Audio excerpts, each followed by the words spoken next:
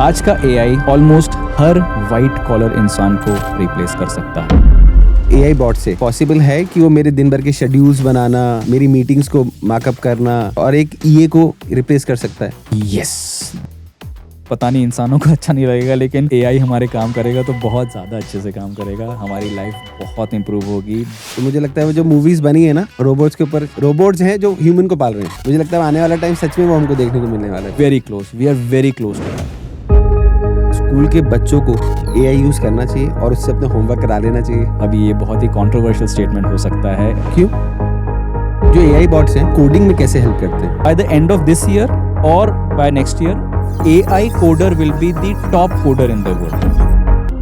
अब कोडर का भविष्य क्या है? Sorry to say, एक एवरेज कोडर की अब इस दुनिया में कोई रिक्वायरमेंट। लोग सेकेंड डिग्री इम्पैक्ट्स को नहीं समझ रहे। फर्स्ट डिग्री इम्पैक्ट होता है कि डायरेक्टली उसने मेरा जॉब लिया, वो समझ में आ रहा है लोगों। सेकेंड डिग्री इम्पैक्ट नहीं समझ में आ रहा है, जो कि हमारे देश के लिए बहुत कॉम्प्लिकेशन क्रिएट करेगा। कि आपके पास अगर सस्ते से भी कंप्यूटर आपकी लैब में है ना, आपको जरूरत नहीं है, बस इंटरनेट चल रहा है ना, मतलब you can use the world's best AI. AI कहीं ना कहीं इंडिया के लिए फायदा भी है और नुकसान भी है। एक बहुत बड़ी प्रॉब्लम जो एआई के साथ आती है वो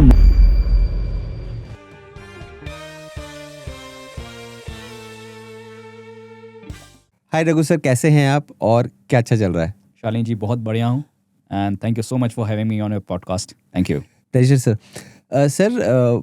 आज मैं पढ़ रहा था एआई के बारे में और मैंने देखा कि बहुत सारे लोगों को एग्जैक्टली एआई है क्या यही नहीं मालूम होता।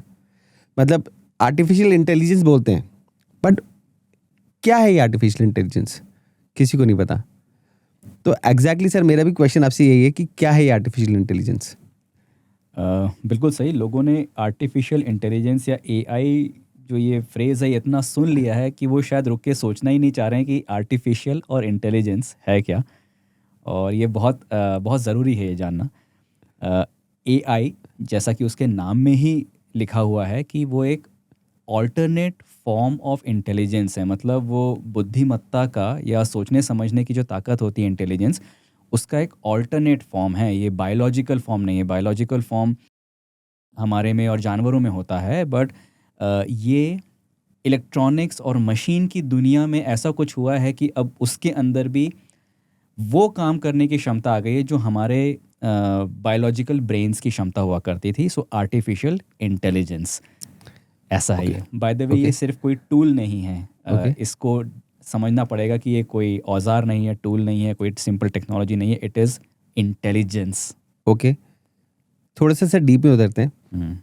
आपने बोला ये कोई टूल नहीं है, इंटेलिजेंस है, तो ये एग्जैक्टली ये वर्क कैसे करता है?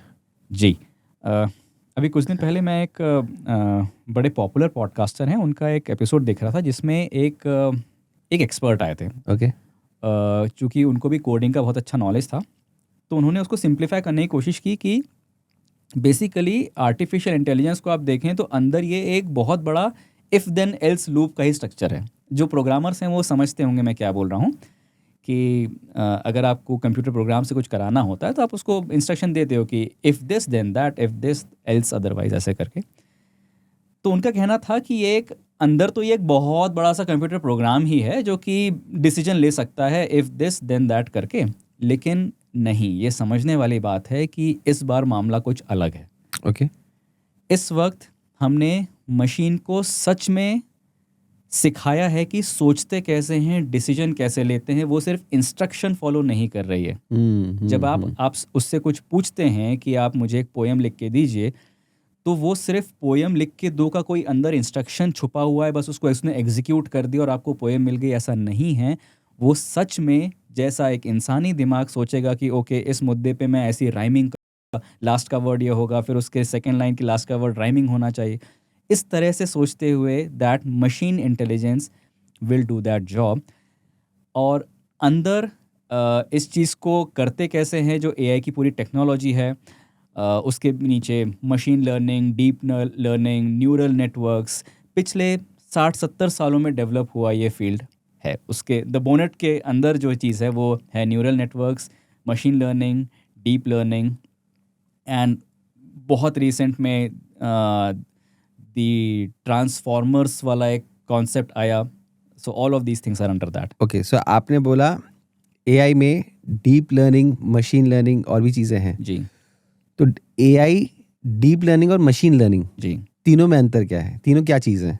आर्टिफिशियल इंटेलिजेंस के रूप में जो मशीन लर्निंग का कॉन्सेप्ट है, अगर मैं उसको बहुत बेसिकली बताऊं तो आप कुछ ऐसे आर्टिफिशियल न्यूरल नेटवर्क्स को, जिस तरह से हमारे दिमाग में न्यूरॉन्स होते हैं और करोड़ों अरबों न्यूरॉन्स का एक नेटवर्क होता है, और आपके एक्सपीरियंसेस से वो न्यूरॉन्स का आपसी कनेक्शन ऐसे बनता है कि आप सीख जाते हो. For example, Right. आपने आज मुझे देखा तो आपने मेरे फेस को रिकग्नाइज किया. एग्जैक्टली.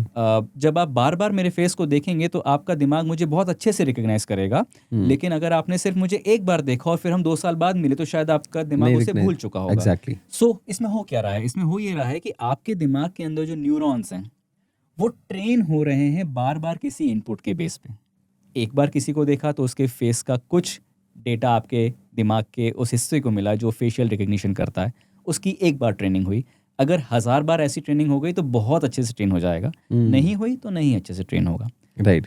ऐसे ही न्यूरॉन्स का, आर्टिफिशियल न्यूरॉन्स का एक नेटवर्क साइंटिस्ट बनाने में सक्सेसफुल हुए. ओके. वो एक्चुअली कैसे होता है सॉफ्टवेयर एंड चिप्स के लेवल पे, वो मैं आपको नहीं समझा पाऊंगा. बस आप इतना मान लीजिए कि जैसे दिमाग के अंदर बायोलॉजिकल न्यूरॉन्स होते हैं, वैसे ही artificial neurons electronics and computers के हार्डवेयर की दुनिया में वो बनाने में सक्सेसफुल हुए. And those neurons can be trained to either recognize some pattern या फिर किसी इंस्ट्रक्शन के बेस पे कुछ कर पाने में हम उनको जब ट्रेन करते हैं तो that process is called machine learning. Okay. And when that network of neurons is really deep, if I'm not wrong, hundreds or thousands of layers of neurons, तो उसको डीप लर्निंग कहा जाता है. ओके. सो आपने machine learning के example देखे होंगे. जैसे हम ट्रैफिक मैनेजमेंट सिस्टम में हमने कैमरे से आई फीड की एक कार के नंबर प्लेट आई, बहुत ही रफ सा और ब्लर्ड सा फोटो खींचा, लेकिन उसके पीछे एक एआई ऐसा ट्रेंड है जो कि नंबर प्लेट्स में से अच्छे से नंबर पढ़ना सीख गया है. ओके. ये मशीन लर्निंग से संभव है. ओके. इसके आगे जाती है डीप लर्निंग, जहाँ पे सिर्फ छोटे छोटे टास्क नहीं, बहुत कॉम्प्लिकेटेड टास्क भी वो कर सकता है, जिसका एग्जांपल वही पोएम लिखना या इमेज बनाना. And the current form of AI is that we are okay. So correct me if I am wrong. जी. तो अगर मैं एक एआई को बहुत सारी कैट की पिक्चर्स देता हूँ तो वो एक तरह से उसके पैटर्न्स बना लेता है अपने पास, जी. अपनी मेमोरी में फीड कर लेता है, और जब उसको वो पैटर्न्स फिर से कहीं मिलते हैं देन वो उससे रिकग्नाइज करता है कि कैट है. Absolutely, absolutely. अब उसको आपने मिलियंस ऑफ कैट फोटोज दिखाई, फ्रंट एंगल, टॉप एंगल, अंधेरे में, लाइट में, आधी पिक्चर दिखाई.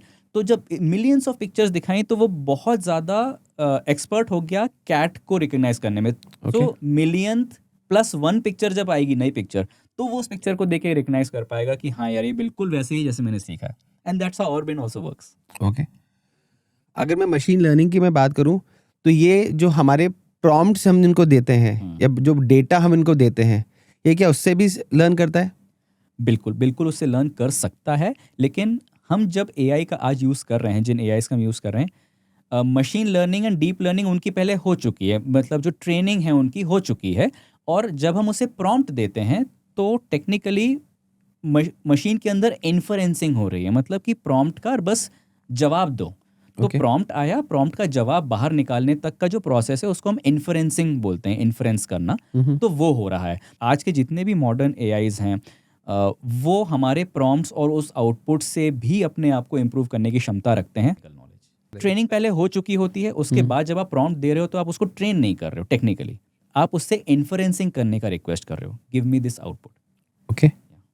बट जैसे अगर मैं चैट जीपीटी की बात करूँ, मेरे हिसाब से शायद 2017 के आसपास आया है वो.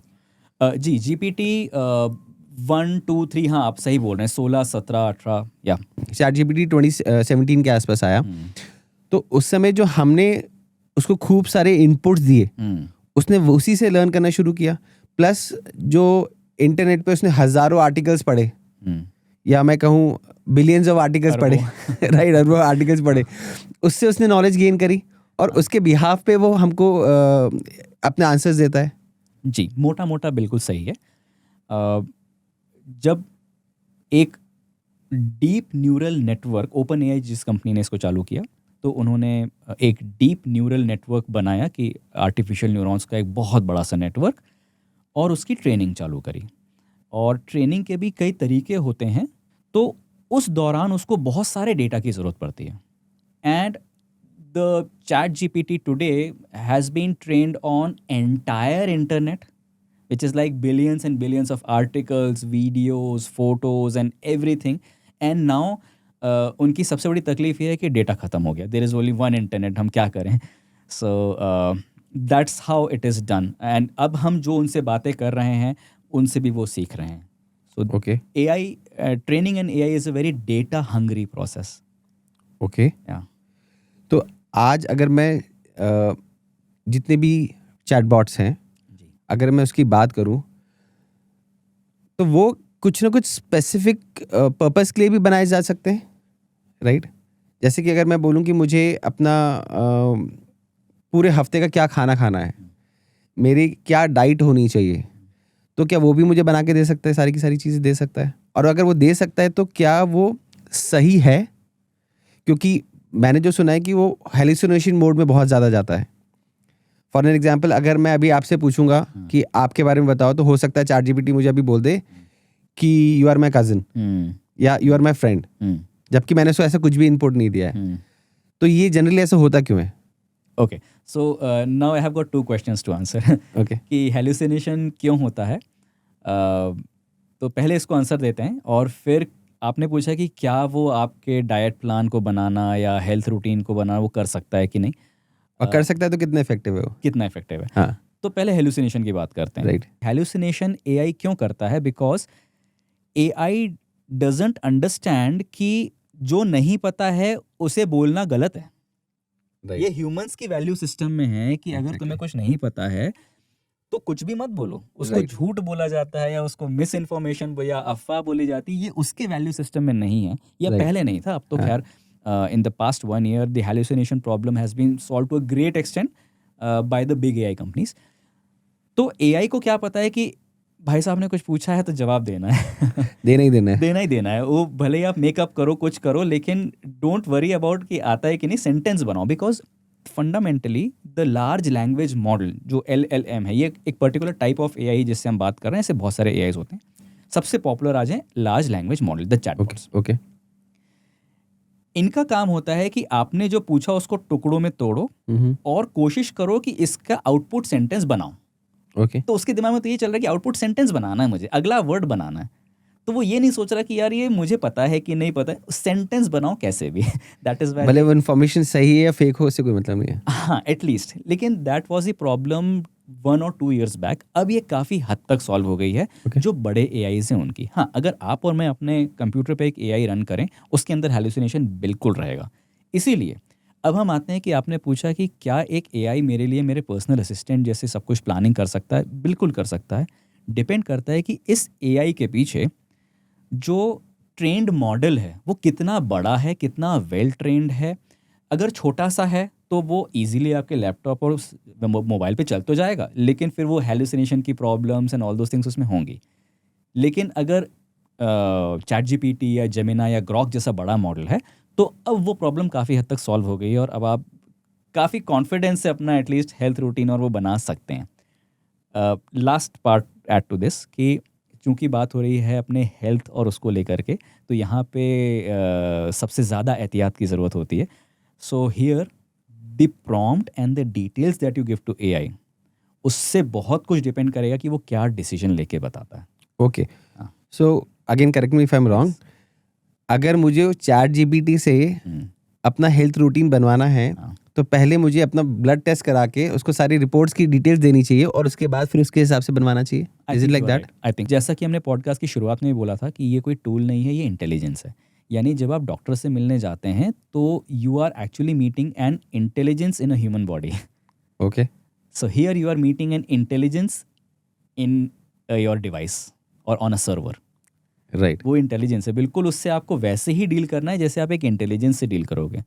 अगर आप डॉक्टर को ही ना बताएं कि भाई मेरी दिक्कत ये है, तो वो आपकी लिमिटेड जानकारी से जो दवाई देगा फिर उसकी गलती नहीं है। एग्जैक्टली। सो या ओके, जो मैंने देखा कि चैट जीपीटी के जो मदर फादर हैं वो थोड़े स्ट्रिक्ट हैं, तो वो कुछ भी आपको आंसर्स नहीं देता।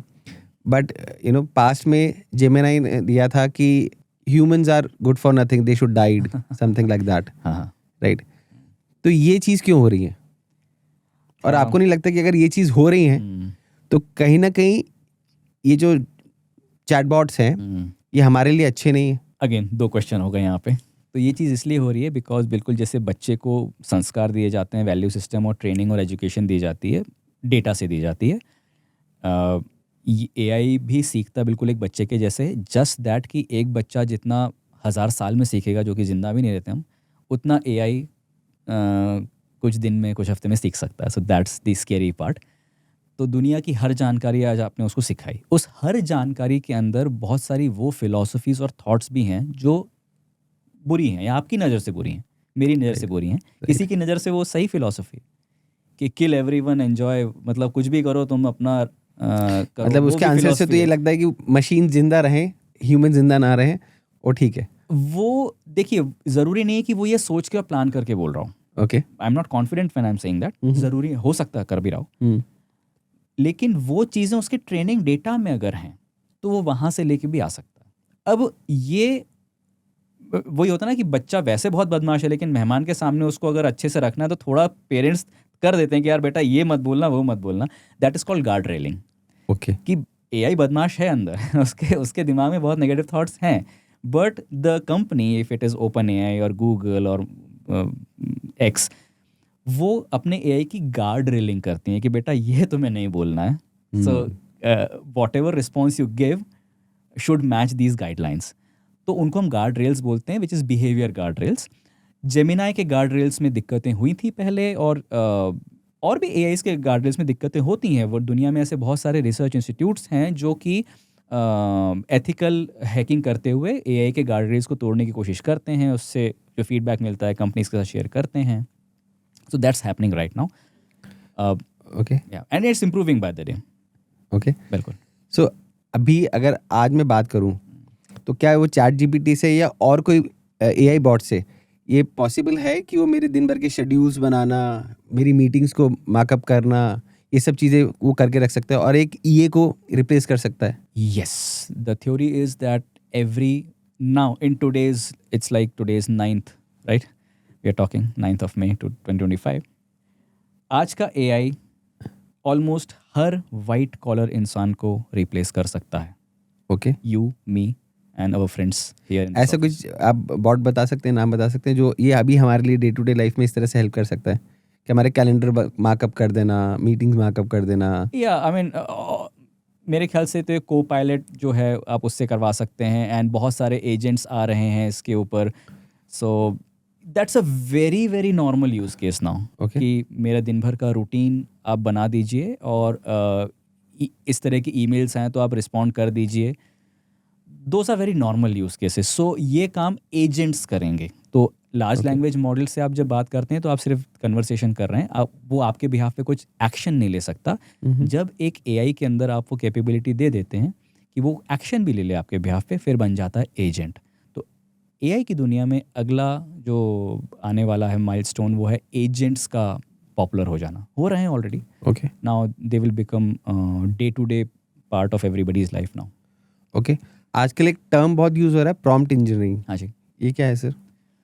बहुत ही सिंपल कॉन्सेप्ट है। मतलब इंजीनियरिंग वर्ड ये ऐड करके उसको थोड़ा सा कंफ्यूजिंग बना दिया है। प्रॉम्प्ट को लिखने की कला। Actually it should be called prompting art and engineering. It should not be prompt engineering, it should be called prompting art and engineering. Okay. क्योंकि AI को आप जितना इफेक्टिवली पूछते हो उतना अच्छा रिस्पॉन्स आता है, right? AI now has more intelligence than any human on earth. Okay. And knowledge. अब उससे क्या निकलवा पाना है वो तो उस ह्यूमन की कैपेबिलिटी पे। Exact. That is where how you write the prompt, कितना डिटेल्ड आप उसमें जानकारी दे पाते हो, कितने एग्जाम्पल्स दे पाते हो। तो writing a prompt has evolved into a kind of a skill set, उसको बोल दिया प्रॉम्प्ट इंजीनियरिंग। बट बेसिकली ये अच्छी कम्युनिकेशन स्किल्स ही हैं। ओके। तो मैंने जितना अभी तक चैट जीपीटी के साथ काम किया है या और किसी AI बॉट के साथ काम किया, जनरली मैंने चैट जीपीटी के साथ ही ज़्यादा काम किया है, तो मैंने देखा है कि जितना डिटेल्ड उसको हम इंफॉर्मेशन देते हैं, जितना डिटेल्ड उसको प्रॉम्प्ट देते हैं, जितनी ज़्यादा से ज़्यादा उसको इन्फॉर्मेशन दे सकते हैं, उतना ही अच्छे वो रिस्पॉन्स देख के आता है। Mostly yes. राइट। तो मुझे ऐसा लगता है कि जो भी इस पॉडकास्ट को देख रहे हैं, सबको बहुत ज़्यादा प्ले करने की ज़रूरत है अलग अलग चैटबॉट से। जितना वो चैटबॉट्स के साथ प्ले करेंगे, उतना ही मेरे को लगता है उनकी भी स्किल्स शार्पन अप होंगी और उतने ही अच्छे रिजल्ट्स वो किसी भी एआई बॉट से निकाल सकते हैं। हाँ, लेकिन यहाँ ये भी ऐड करना ज़रूरी है कि धीरे धीरे इस चीज़ की रिक्वायरमेंट भी कम होती जा रही है कि that you or human be an expert in writing a prompt, because the power of an AI to help a human or to understand the intent and to converse, ये बढ़ती जा रही है। ओके। पहले क्या होता था कि एक एलएलएम, आप चैट जीपीटी या किसी की बात करें तो उसकी कन्वर्सेशन मेमोरी भी शॉर्ट होती थी। यानी कि अगर आप उससे 2-3 घंटे बहुत लंबा कन्वर्सेशन कर रहे हैं तो हो सकता है वो भूल जाए कि 1 घंटे पहले क्या बात हुई थी, हो सकता है भूल जाए। अभी भी होता है सर। अब ये जो कन्वर्सेशन मेमोरी है ये बहुत बड़ी हो चुकी है। बट अभी मैं जब देखता हूँ कि जैसे मैंने उसको कोई प्रॉम्प्ट दिया जी कि मुझे सच इन सच वे में जी। आगे जितनी भी चीज़ें आप बताओगे मुझे इसी फॉर्मेट में चाहिए, बट समटाइम इट हैपेंस कि फॉर्मेट चेंज कर देता है। हाँ। फिर मुझे क्या करना पड़ता है, वो फॉर्मेट उठा के वापस कॉपी पेस्ट करना पड़ता है और मुझे इसको बोलना पड़ता है मुझे इस फॉर्मेट में ही डेटा चाहिए, आउटपुट चाहिए। वो फिर उस फॉर्मेट में फिर डेटा देता है वापस। हाँ जी, आपकी बात बिल्कुल सही है कि ये चीज़ें हो सकती हैं। However still context of the conversation क्या चल रहा है, पहले वो वाली मेमोरी भी बहुत शॉर्ट हुआ करती थी। अच्छा, okay so it is improving by the day, that's what I am saying. Okay. तो डू यू रिकमेंड कि स्कूल के बच्चों को एआई यूज़ करना चाहिए और उससे अपने होमवर्क करा लेना चाहिए? I strongly recommend. अभी ये बहुत ही कंट्रोवर्शियल स्टेटमेंट हो सकता है एंड दुनिया भर के teachers, principals and curriculum designers मुझसे बहुत चिढ़ सकते हैं, but that is where I stand. I stand on the ground जहाँ हम एआई रेडीनेस की बात करते हैं। ओके। और ये बात तय है कि 20th सेंचुरी एजुकेशन सिस्टम अब विद इन 5 years डिमोलिश होने वाला है। ये मेरा पर्सनल क्लेम है कि ultimately half of the colleges बंद हो जाएंगे। बंद हो जाएंगे। क्यों? कंप्लीटली इररिलेवेंट चीज़ वो बच्चे को दे रहे हैं जिसकी बिल्कुल भी यूज़ नहीं आने वाला है आगे आने वाले साल में। तो उस चीज़ का पैसा बच्चा दे रहा है कॉलेज को, वो वेस्ट हो रहा है। और 3 या 4 साल जो वो असली चीज़ छोड़ के फालतू की चीज़ में जाके टाइम वेस्ट कर रहा है, वो बहुत बच्चे को परेशान करेगा। एग्जैक्टली। इंजीनियरिंग में भी जो हमने जब प्रोसेसर्स हमको पढ़ाए जाते थे और जो एट प्रेजेंट के प्रोसेसर्स थे, उसमें ज़मीन आसमान का डिफरेंस था। इन द सिमिलर वे ये कहीं ना कहीं अभी भी एजुकेशन सिस्टम में बहुत बड़ा गैप है कि जो आज की तारीख में रियल लाइफ में हमको पढ़ना है और जो पढ़ा रहे हैं उसमें ज़मीन आसमान का डिफरेंस है। या so I want to come back to the homework वाली चीज़ जो आपने बोला। क्यों मैं बोलता हूँ कि बिल्कुल चैट जीपीटी से बात करना चाहिए, not because I don't want children to work hard, think hard, वो बहुत ज़रूरी है, लेकिन होमवर्क जो आज दिया जा रहा है वो एक वर्दी एक्सरसाइज है ही नहीं बच्चे को करने के लिए। और वर्दी एक्सरसाइज क्या है, उसी को हम बोलते हैं एआई रेडीनेस, यानी कि एआई आपकी ज़िंदगी में क्या लेके आने वाला है उसके लिए तैयार रहो। सो उसमें ये बहुत ज़रूरी है कि आप क्या काम करो, अपनी कौन सी स्ट्रेंथ्स डेवलप करो एंड डेफिनेटली एआई का यूज़ करो। So we combine that. So I am sure will talk about that in detail. But yes, अगर आज के समय में आप एआई से अपना होमवर्क करा लेते हो तो आप अपना समय ही बचा रहे हो, बिकॉज वो होमवर्क तो मेरे हिसाब से कोई यूज़फुल है भी नहीं। बट सर उसमें ऐसा नहीं है कि आप अपना थिंकिंग पैटर्न जो है एआई के कारण उसको आप डेवलप नहीं कर पा रहे हो। मैं ऐसे इसको बताना चाहता हूँ कि फॉर एन एग्जाम्पल मुझे एक स्क्रिप्ट लिखनी है जी। या मुझे गाना लिखना है। अब जो पहले के सिंगर्स होते थे उनके जो गाने लिखे हुए होते थे बहुत डेप्थ में उसकी मीनिंग्स होते थे, राइट। आज अगर मैं हर चीज़ के लिए चैटबॉट्स के ऊपर अगर मैं रिलाई करता हूँ तो मैं कहीं ना कहीं अपनी थिंकिंग पैटर्न्स को, जैसे अपनी न्यूरॉन्स की बात करी थी, वो मैं इसको ग्रो ही नहीं होने दे रहा हूँ। तो मेरी सोचने की क्षमता वो कहीं ना कहीं ख़त्म होती जा रही है। और मैं हर छोटी से छोटी चीज़ के लिए ये बोलता हूँ कि ठीक है चैट जीपीटी या किसी भी चैटबॉट को रेफर करो। बिल्कुल। तो ये उसका एक बहुत बड़ा डिसएडवांटेज नहीं है, और अगर ये है तो फिर इसको कैसे बैलेंस किया जाए? बिल्कुल। सो मेरी पिछले आर्ग्यूमेंट और इस आर्ग्यूमेंट में हो सकता है कि आपको एक कॉन्ट्रडिक्शन लगे, लेकिन नहीं है। अगर एक बच्चा एआई से होमवर्क करा रहा है, 99% वो होमवर्क ऐसा है जिसमें कोई क्रिटिकल थिंकिंग, क्रिएटिविटी और कम्युनिकेशन कोलैबोरेशन नहीं लग रहा है, वो किसी मेमोरी टेस्टिंग या बस ये करके बता दो वाला एक होमवर्क है। राइट। तो वो चीज़ें तो वैसे भी अब बच्चे को नहीं करनी है। अब आपने जो पॉइंट बोला, now this has become very very important that you explicitly work on the strengths of critical thinking, creative thinking, communication skills and collaboration skills. मतलब पहले से अब इसको आपको डबल डाउन करना पड़ेगा कि क्या मैं रोज़ क्रिटिकल थिंकिंग वाले काम कर रहा हूँ कि नहीं, क्या मैं रोज़ क्रिएटिव थिंकिंग वाले काम कर रहा हूँ कि नहीं। नहीं कर रहा हूँ तो येस यू आर राइट, आप अपने न्यूरॉन्स को ट्रेन नहीं कर रहे हो, एआई आपसे ऑलरेडी बेहतर है, आप इररेलेवेंट हो जाओगे। इसीलिए आज ज़रूरी हो गया है कि बच्चे या आप, मैं, कोई भी वो काम करें जिसमें एक्चुअली क्रिटिकल थिंकिंग और क्रिएटिविटी और बाकी ये 4 C's जो हम बोलते हैं उनकी रिक्वायरमेंट है। नहीं तो आप एआई के साथ कम्पीट कर रहे हो। अगर ये हैं तो आप एआई के बॉस हो। That's a very simple statement we make. Right. So yes you are right, बच्चों को बहुत ज़्यादा ऐसे टास्क देने की ज़रूरत है जहाँ पे नेचुरली क्रिटिकल थिंकिंग करनी ही पड़ेगी। एग्जैक्टली, नहीं तो हमारे आने वाले साइंटिस्ट ही खत्म हो जाएंगे। हाँ, वो भी खत्म हो जाएंगे। एंड अगर हम एक इंसान की नज़र से देखें तो वो तो कम्प्लीटली इररेलेवेंट रहेगा ही। अगर उसके अंदर क्रिटिकल थिंकिंग, क्रिएटिविटी और ये सब नहीं है तो वो तो इररेलेवेंट रहना तय है। सो होमवर्क दिया जाए या असाइनमेंट्स दिए जाएं जो ऐसे हों जो कि सच में इन चीज़ों को करवाएं। एक प्रॉब्लम स्टेटमेंट आपने दी कि हमारे हमारे स्कूल के साथ ये प्रॉब्लम है, now bring out a solution. अब इसका सॉल्यूशन कोई चैट जीपीटी या बुक के अंदर बच्चा नहीं लाएगा, सोचना पड़ेगा। अच्छा Exactly. सोचे, बुरा सोचे, लेकिन सोचे। राइट। तब जाके आप बच्चे को बोल रहे हो कि सोचो भी, अपना भी बताओ, चैट जीपीटी से भी पूछो, सब करो, then we are going in the right direction. तो अभी आपने एआई रेडीनेस की बात करी, तो ये एग्जैक्टली एआई रेडीनेस है क्या?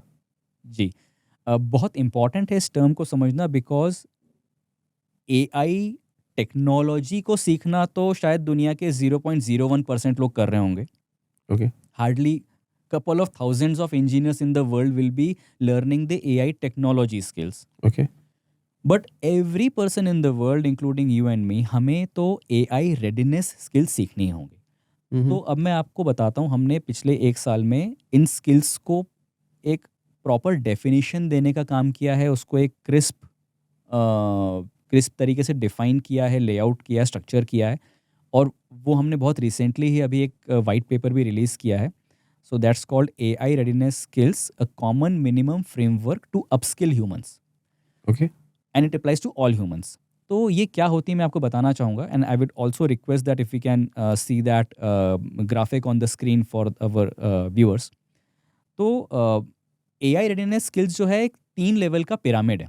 ठीक है। बॉटम में आती हैं DCIM स्किल्स, यानी digital citizenship and internet maturity skills, और इन स्किल्स से आपको तीन ब्रॉड कॉम्पिटेंसीज मिलती हैं। सबसे पहला होता है ऑनलाइन सेफ्टी। हम कोई भी काम करते हैं, हमारा रूल होता है सेफ्टी फर्स्ट, राइट? सर मैं 1 मिनट आपको रोकना चाहूँगा। मुझे ऐसा लगता है कि जो भी इस पॉडकास्ट को देख रहे हैं उनको एक पेन एंड कॉपी लेके बैठना चाहिए। क्योंकि जितनी सारी इन्फॉर्मेशन इसमें आ रही है, अगर वो उसको नोट डाउन कर लेंगे तो उनकी बहुत ज़्यादा आगे काम में आएगी। जी, मैं भी मानता हूँ। Thank you for reminding. और वो अपने पेरेंट्स के साथ भी बैठ के देखें ज़रूर। जी, तो प्लीज़ सर, आप प्लीज़ कंटिन्यू करिए। Sorry. That's a very important point, please note these things down. जैसा मैं बता रहा था कि जो बॉटम लेवल ऑफ पिरामिड है उसमें आपको 3 मेजर कॉम्पिटेंसीज डेवलप करनी होती हैं। उसमें सबसे पहली ऑनलाइन सेफ्टी। ओके। तो सेफ्टी फर्स्ट, वो तो रूल हर जगह अप्लाई होता है, राइट। तो एआई की दुनिया में भी सेफ्टी फर्स्ट, मतलब आप समझें कि इंटरनेट पे कौन से खतरे हैं आपके लिए, एआई की वजह से कौन से खतरे हैं, और ऐसे बहुत सारे हैं। मैं उसके ऊपर अगर आज जाऊंगा तो हमारे पॉडकास्ट का डायरेक्शन दूसरा चला जाएगा। तो ऑनलाइन सेफ्टी सबसे पहली स्किल। उसके बाद की जो 2 स्किल्स हैं हम उन्हें बोलते हैं करियर इंश्योरेंस। ओके। आपके करियर में एक्सीडेंट्स होंगे, उसका इंश्योरेंस अभी से ले लीजिए। ये 2 स्किल्स हैं, ऑनलाइन लर्निंग और ऑनलाइन रेप्यूटेशन। ओके। करियर में एक्सीडेंट होगा मतलब जॉब लॉस होना है। अगर आप बिजनेस कर रहे हो तो बिजनेस बंद होगा, ये आप तय मान के चलिए कि ये होगा। हर साल हो सकता है, 2 साल में एक बार हो सकता है, 6 महीने में एक बार हो सकता है, लेकिन ये साइकिल अब चलती जाएगी हर किसी की लाइफ। इंटरनेशनल इकोनॉमिक काउंसिल जो है उन्होंने बोला था कि अगर 85,000 जॉब्स जाएंगी तो 97,000 जॉब जनरेट भी होंगी। हाँ, एआई के कारण। हाँ, ये सही है, लेकिन आप ये देखिए कि cycle of destruction and production of new jobs, ये साइकिल चलती जाएगी। आज 85,000 जॉब जा रही हैं, 97,000 जॉब आ रही हैं, क्रिएट हो रही है। एग्जिस्टिंग खत्म हो रही हैं। यानी एग्जिस्टिंग में अगर 85,000 लोग थे, उनके उसमें करियर क्राइसिस आई। Now what they will have to do, अपने आप को अपग्रेड करना पड़ेगा। जो रीस्किल करो, अपस्किल Right, करो। हाँ। वो आप कैसे करोगे? Is there an option of going to a college और अ स्कूल और अ कोचिंग? नो, बिकॉज मुझे जितना मालूम है एआई का कोई प्रॉपर कोर्स ही नहीं है आज की तारीख में, या कोई डिग्री ही नहीं है मेरे हिसाब से। नहीं है, और हाँ। अगर एक कॉलेज में वो डिग्री आ भी जाए तो वो 3 साल पुरानी होती ना। कॉलेज के कोर्स तक आने में तो इन्फॉर्मेशन को राइट 3 साल का पूरा वो आना पड़ता है ना उसको, राइट राइट अप्रूवल करते हुए। Right so internet is the only source जहाँ से आप सीख सकते हो। So even the best universities of the world, वो सबसे फ्रेश कंटेंट जो है उनका, जो फ्रेश नॉलेज है, वो उनके ऑनलाइन कोर्सेज में आता है। So that is Okay. Where you have to become an expert in online learning. First important skill in career insurance. दूसरा, आपने जो भी अपग्रेड कर लिया अपनी स्किल, उसको आपको इंटरनेट पे प्रेजेंट करना है, शो ऑफ करना है, राइट? अपनी ऑनलाइन रेपुटेशन को मजबूत करना है, तब जाके वो आप किसी को इम्प्रेस कर रहे हो और अपॉर्चुनिटी आ रही है। तो online learning and online reputation अगर आपके पास है ये स्किल्स, तो जब भी करियर में क्राइसिस आएगी, जब भी आपका ले ऑफ होगा या बिजनेस बंद होगा, यू कैन री एंटर द करियर। तो इसको हमने रखा सबसे पहले के लेवल पे कि this is the worst case की प्रिपरेशन। इसके ऊपर आते हैं वो 4 C's जिनसे हम बोलते हैं कि आप एआई के बॉस बनते हो। ओके। अब एआई का बॉस बनना जरूरी क्यों है? बिकॉज एआई का कलीग एंड कॉम्पिटिटर बन के आप नहीं चल सकते। AI will always out perform you, always out smart you. आपको छुट्टी चाहिए, आपको बीमारी होगी, उसको कभी नहीं होगी। राइट, वो आपको हर जगह डोमिनेट करेगा। हर जगह डोमिनेट कर रहा है। जितना आप और आपकी पूरी पॉपुलेशन ने पिछले लाखों सालों में सीखा है, एआई पिछले कुछ साल में सीख चुका है। Exactly. It will, you can never out perform AI in terms of knowledge और स्किल्स और समथिंग। तब ऐसे में उसके साथ के लेवल पे काम नहीं कर सकते, आपको उसका बॉस बनना ही पड़ेगा। एआई का इस वक्त बॉस कौन बन सकता है? वाई एम सेइंग इस वक्त, बिकॉज अगले 5 साल के बाद क्या होगा वो मुझे नहीं पता, but I am pretty confident कि अगले 5 साल के टाइम फ्रेम में अगर किसी इंसान के अंदर ये 4 C's हैं, सबसे पहला क्रिटिकल थिंकिंग, यानी कि वाई, किसी भी मुद्दे की जड़ तक पहुंचना, ठीक है? पहला क्रिटिकल थिंकिंग। दूसरा क्रिएटिव थिंकिंग। ओके। क्रिएटिविटी, वैसे हम क्रिएटिविटी बोलते हैं इसमें, लेकिन मैं बार बार क्रिएटिव थिंकिंग वर्ड क्यों यूज़ कर रहा हूँ? बिकॉज इंडिया में क्रिएटिविटी को आर्ट से कंपेयर कर दिया जाता है राइट, कि एग्जैक्टली। बेटा बहुत अच्छा स्केच बनाता है, बहुत क्रिएटिव है। सॉरी, बट अब ये क्रिएटिविटी नहीं चाहिए, क्योंकि Okay. अब आर्टिस्ट का प्रोफेशन भी बहुत ज़्यादा खतरे में। इफ खतरे यू में, can write. sing very well, if you can dance very well, if you can do whatever, your professional earnings will be much less than before. तो इस क्रिएटिविटी को हम बोलते हैं creative thinking, not artistic thinking. इसमें होती है तिकड़म लगाना, जुगाड़ लगाना, अलग तरीके से सोचना, you know, finding new solutions to some problem, out of the box thinking, ये सारी चीज़ें क्रिएटिव थिंकिंग में आती हैं। फिर communication and collaboration. In a way creativeness का पर्सपेक्टिव ही अब चेंज हो चुका है। बेंचमार्क बढ़ गया और डिफिकल्ट हो गया। एग्जैक्टली। और डिफिकल्ट हो गया। Right. Communication and collaboration are third and fourth. ये Okay. दोनों एक दूसरे से बहुत जुड़े हुए हैं। कम्युनिकेशन तो हम जानते ही हैं, लेकिन हाँ, एक चीज़ और बताना चाहूँगा मैं कि इंडिया में अच्छी अंग्रेजी को कम्युनिकेशन से जोड़ दिया जाता है। एग्जैक्टली। बिल्कुल भी सही नहीं है। कम्युनिकेशन इज़, मुझे जो बात आपको समझानी है, या आप जो नहीं भी बोल पा रहे हो, नॉन वर्बल क्यूज़ हैं, क्लूज़ हैं, क्या मैं पकड़ पा रहा हूँ, ये असली कम्युनिकेशन है। बोल के काम करवा पा रहा हूँ मैं, बोलने से प्रॉब्लम सॉल्व करवा पा रहा हूँ, जितना बोलना चाहिए उतना बोल रहा हूँ, या आप जो बोलते हो उसको मैं समझ पा रहा हूँ। All those things are communication. तो ये कम्युनिकेशन की अगर मैं बात करूँ तो आज से आने वाले 5 से 10 सालों में क्या ये चैट जीपीटी इसको भी समझने लग जाएगा कि आपके फेस एक्सप्रेशंस कैसे हैं, आप टेंस्ड हो?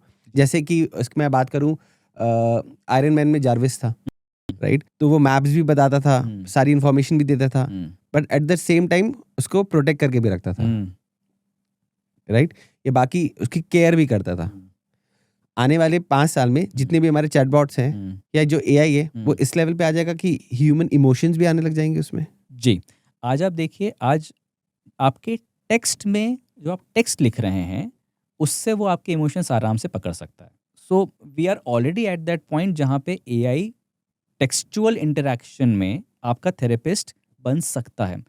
मैं बिल्कुल रिकमेंड नहीं करूँगा आपके पॉडकास्ट से किसी भी पर्सन को कि वो चैट जीपीटी को एक थेरेपिस्ट मान के अपना सॉल्यूशन ले। वो प्लीज़ एक ट्रस्टवर्दी थेरेपिस्ट के पास जाएं। लेकिन मैं टेक्निकल कैपेबिलिटीज़ की बात कर रहा हूँ। राइट। इट इज़ पॉसिबल कि आप जो लिख रहे हैं उसमें आपके इमोशंस को वो समझ जाए।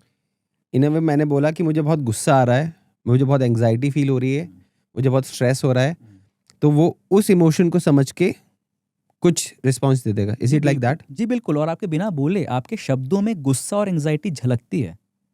आपके वर्ड्स में, आपके सेंटेंस की लंबाई में, आपके वोकैबुलरी की चॉइस में वो झलकता है, तो वो पढ़ना बहुत आसान है। ओके।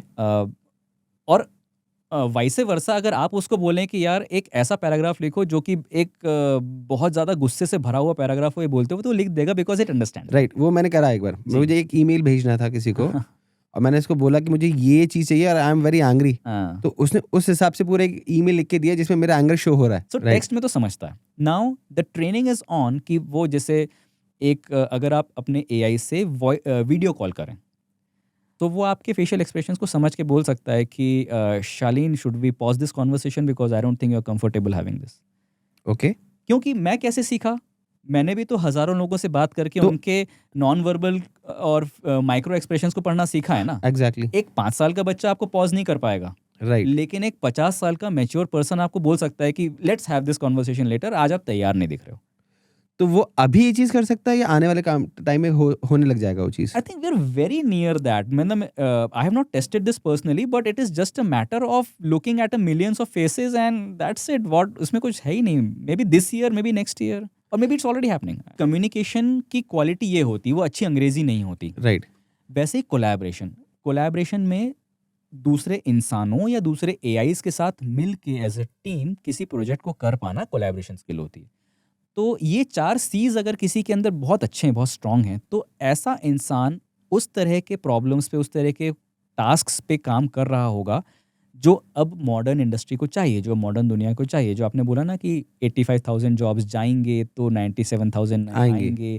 तो ये 97,000 जो नए आएंगे या what ever that number is, वो ऐसे ही जॉब्स होंगे जिसमें लगातार हर रोज़ या हर हफ्ते आपको ये 4 C's लगाने पड़ रहे हैं। Okay. In accountants life, in day to day life उसको 4 C's नहीं लगाने होते ना। तो वो चीज़ रेपिटेटिव है, एआई करेगा। इन अ जूनियर लॉयर्स लाइफ उसको रेगुलरली 4 C's नहीं लगाने, may be in a senior lawyers life उसको लगाने होते होंगे। तो जहाँ कहीं भी 4 C's अप्लाई हो रहे हैं, एआई उसको असिस्ट करेगा। जहाँ कहीं भी 4 C's अप्लाई जॉब में नहीं हो रहे हैं, एआई उसको ले लेगा।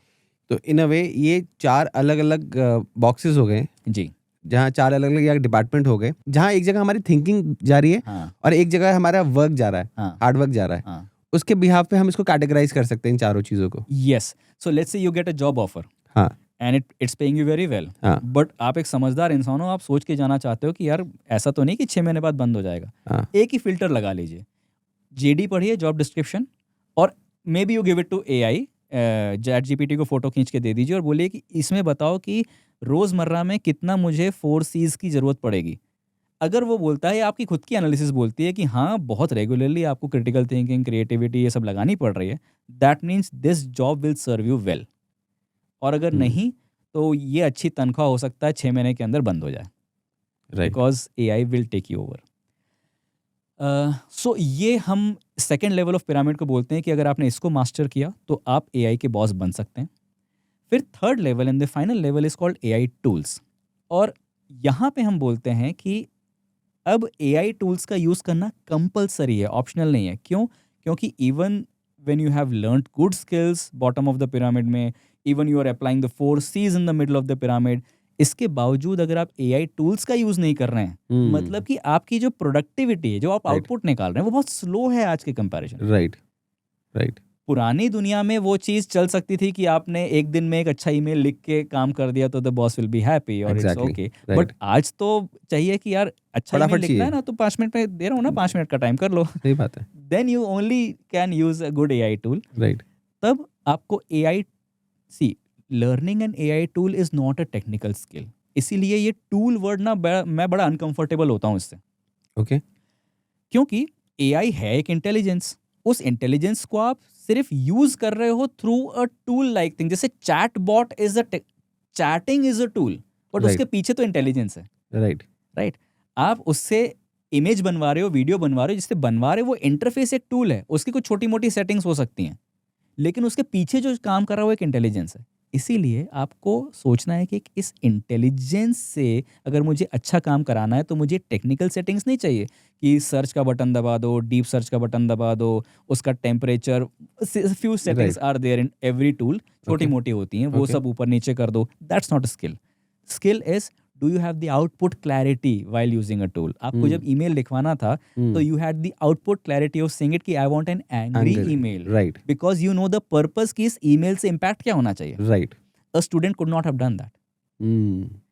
तो पहली चीज आउटपुट क्लैरिटी. दूसरा होता है वर्क फ्लो अंडरस्टैंडिंग. ओके. यानी कि most of the task that we do in our office, our business, वो एक सिंगल टास्क नहीं होता, वो एक चेन ऑफ टास्क में कहीं एक बीच में होता है. सो मान लीजिए आपको एक ब्लॉग आर्टिकल लिखना है. तो ब्लॉग आर्टिकल में टास्क कैसे होगा कि सबसे पहले तो दिमाग में जो है उसके कुछ बुलेट पॉइंट्स बना लो, बुलेट पॉइंट से कुछ एब्स्ट्रैक्ट बना लो, एब्स्ट्रैक्ट से आर्टिकल बन गया, आर्टिकल की स्ट्रक्चरिंग हो गई, उसमें कुछ इमेज आनी, वीडियो आनी, फिर फाइनली लास्ट में जाके पब्लिश कर दो. Right. If you have the clarity of the entire work flow, तब आप इस वर्क फ्लो को एआई की मदद से करवा सकते हो और इसमें मल्टीपल टूल्स यूज़ होंगे. ओके. लेट्स से आपने अपना, जैसे मैं करता हूँ, मैंने कुछ वॉइस नोट्स अपने फ़ोन में डाल लिए और वो वॉइस नोट उठा के मैंने नोटबुक एलएम को दे दिए कि भाई इसमें से ज़रा समराइज़ कर दो यार कि मैं कैसा ब्लॉग बनाना चाहता हूँ. समराइज़ कर देता है. फिर वो समरी उठा के मैं क्लाउड को देता हूँ because I like the language skills of cloud better. तो मैं क्लाउड को बोलता है कि यार ये एक एब्स्ट्रैक्ट है मेरे ब्लॉग का, इससे एक अच्छा ब्लॉग लिख दो. तो जब मैंने उस ब्लॉग को लिख दिया, फिर मैं जेमिनाई को देता हूँ कि यार इससे ना ये वाला रिसर्च कर दो. तो मेरे दिमाग में क्लैरिटी है कि मुझे कैसा ब्लॉग चाहिए, क्योंकि मेरे दिमाग में पिक्चर है. ओके. तो मैं इसको ऐसा बोलूं कि आपके पास जितने भी बॉट्स हैं वो सबका कुछ अलग अलग प्रोफिशिएंसी है और जी. उसके हिसाब से आपको अलग अलग यूज करने चाहिए. बिल्कुल. अब आप इनको बॉट्स मत बोलिए, इनको तो आप नाम दे दीजिए. ओके. सुनील, रवि ये सब ऐसे हैं. तो आपकी टीम में सब लोग हैं, ओके. आप भी उस टीम का एक हिस्सा हैं. राइट. तो आप दिमाग में रखते हैं ना कि पहले मैं इसको ये काम दूंगा, फिर सुनील भाई तुम रवि को देना. राइट. वो एक And पूरा that's- वर्कफ्लो डिसाइड होता है. That's how, because you Right. have the clarity there. That is how you work with AIs. Now, AIs are not tools; they are teammates. तो आपको, मुझे ऐसा लगता है कि डिफरेंट डिफरेंट जितने भी एआई बॉट्स हैं सारे, उनको आपको यूज करते रहना चाहिए जिससे आपको पता चलेगा कि किसकी क्या खामियां हैं और किसके क्या फायदे हैं. Absolutely, बिल्कुल. और और उसके हिसाब से यू कैन डिसाइड कि मुझे क्या और क्या यूज करना है और कैसे यूज करना है. बहुत ज़रूरी है. और बहुत अच्छा पॉइंट आपने बोला कि यूज़ करते रहना पड़ेगा, बिकॉज मे बी मेरे पर्पस के लिए Claude is proving good, but मेरे एक्सपीरियंस का फ़ायदा आपको नहीं मिलेगा because your work is different. Right. तो आपको अपनी ये एक्सपीरियंस खुद डेवलप करना पड़ेगा कि यार मेरे लिए ना ये वर्क फ्लो बेटर होता है. Okay. So that is where AI tools में आप ये मत सोचिए कि एआई टूल्स की टेक्निकल स्किल्स सीखना है. It is about strategic use of AI tools. यानी आउटपुट क्लैरिटी रहे, क्या करवाना है, वर्क फ्लो में वो कहाँ बैठता है वो क्लैरिटी रहे, एंड या वर्क फ्लो के साथ एसओपीज भी होते हैं, ये सारी चीज़ें होती हैं.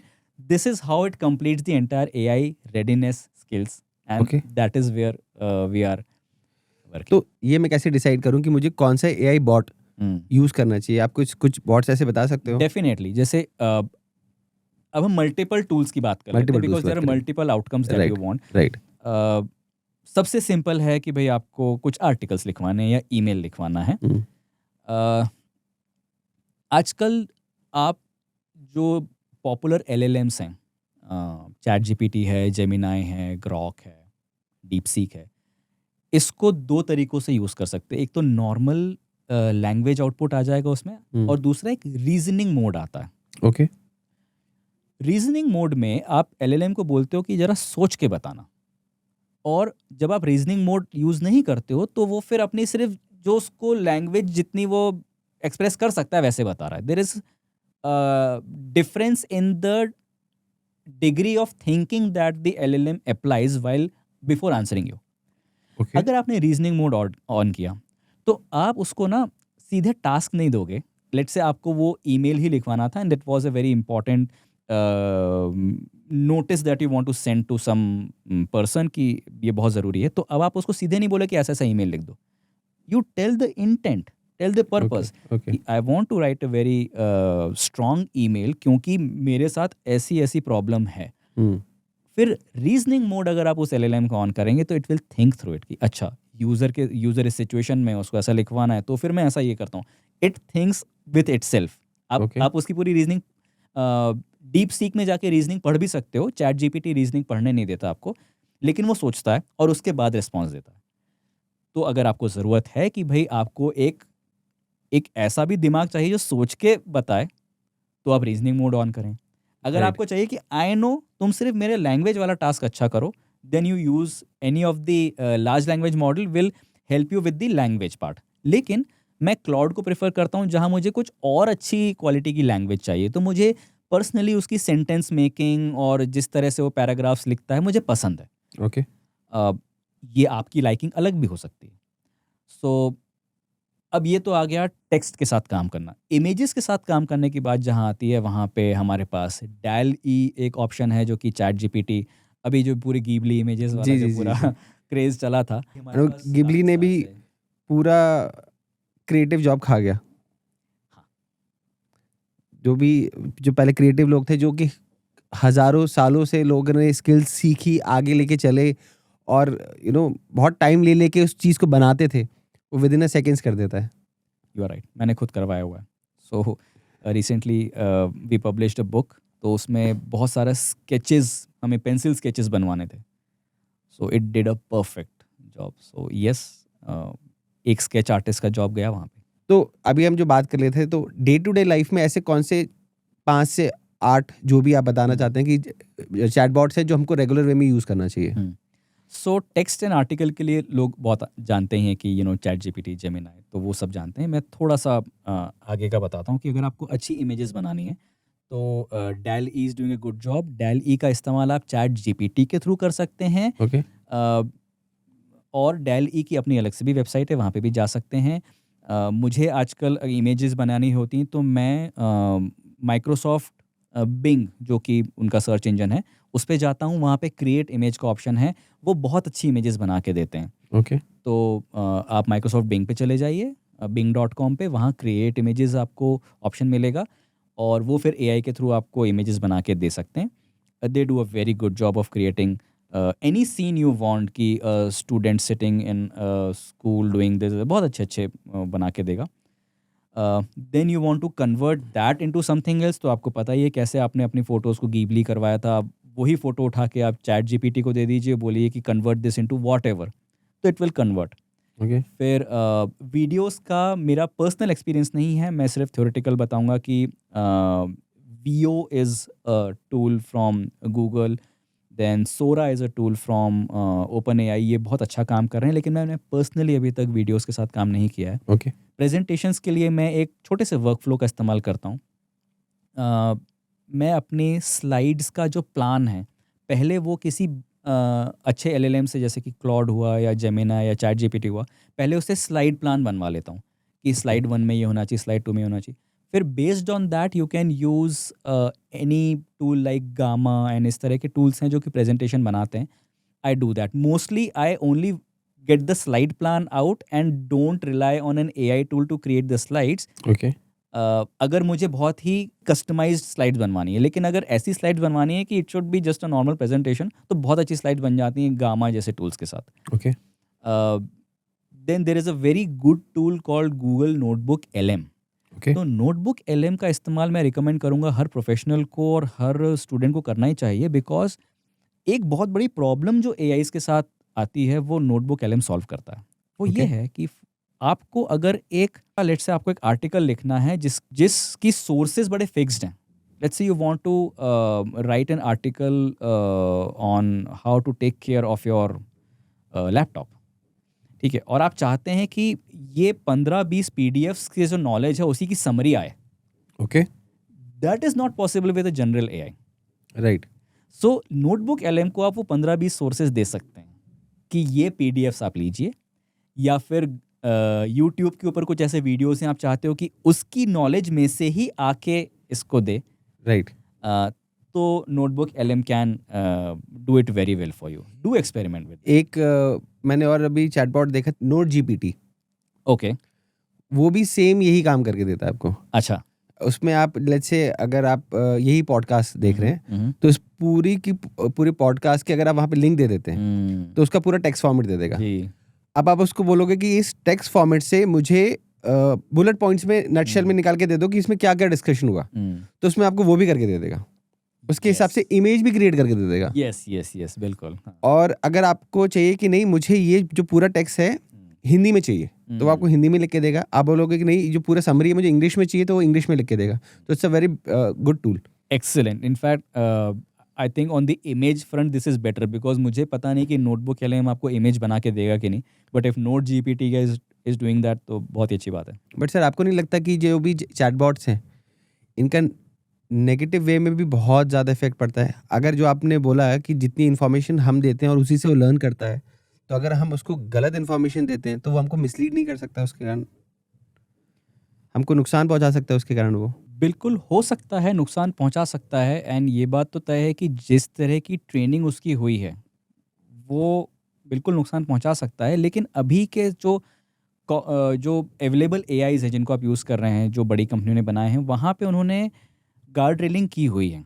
ओके। सो जो हम इजीली इमेजिन कर सकते हैं कि नुकसान पहुंचा सकता है। फॉर एग्जांपल आप बात कर रहे हो और वो आपको कुछ सुइसाइडल थॉट्स बताने लगे। So these companies have worked on that. So इतना इजीली आप तक वो नुकसानदायक कन्वर्सेशन नहीं आ रहे होंगे through a chatbot. Okay. हाँ, अगर आप मैलिशियस वे में उसका यूज़ करके किसी और को नुकसान पहुंचाना चाहो तो वो अभी फिर भी थोड़ा पॉसिबल है। So you can misuse AI to do something wrong, create some wrong content. Okay. That is possible. But if you are talking to one of the popular AIs today, तो वहाँ से नुकसान हो जाए आपको, वो अभी इतना पॉसिबल नहीं है। They have worked on it and that's improving by the day. अभी जनरली जैसे मैंने देखा कि एआई के थ्रू स्कैम्स बहुत ज़्यादा बढ़ गए हैं। लोग क्या करते हैं कि आपकी आवाज़ का क्लोन कर लेते हैं और उसके थ्रू क्लोन करके फिर आपको कॉल करके आपके पेरेंट्स को या आपके जो भी रिलेटिव्स हैं उनको कॉल करके फिर आपसे पैसे डिमांड करते हैं कि यहाँ पे ये हो गया, अरे पैसे ट्रांसफ़र कर दो, ऐसा वैसा। तो ये भी तो बहुत ज़्यादा नेगेटिव साइड होते जा रहा है जितने भी एआई बॉट्स हैं उनका। तो उसको कैसे कंट्रोल करेगा? You are right. अब यहाँ पे एक और मुद्दा आता है, द ओपन सोर्स एआईज। क्या है कि जैसे all these the OpenAI के या गूगल के, माइक्रोसॉफ्ट के जो एआईज हैं, these are all hosted AIs. लेकिन लामा जो कि मेटा फेसबुक ने बनाया है, Llama and many other AIs are open source. So मैं कोई भी उनको डाउनलोड करके अपने सर्वर्स पे रन कर सकता है। Although it requires some heavy performing servers, but still possible है कि कोई भी पर्सन उसको रन कर सकता है। और उन एआईज का इस्तेमाल फेकिंग एंड फोर्जरी जैसे कामों में किया जा सकता है और हो भी रहा है। It is become very easy to fake or clone your voice, clone your face, आपका फेक वीडियो बनाना या and we are seeing this since past 2 years now. ये चीज़ बिल्कुल बट ऐसे बॉट्स पे फिर सर बैन नहीं लगाना चाहिए गवर्नमेंट को? कॉम्प्लिकेटेड मामला है। देखिए, AI regulation is still not growing as fast or keeping pace with the growth of AI technology itself.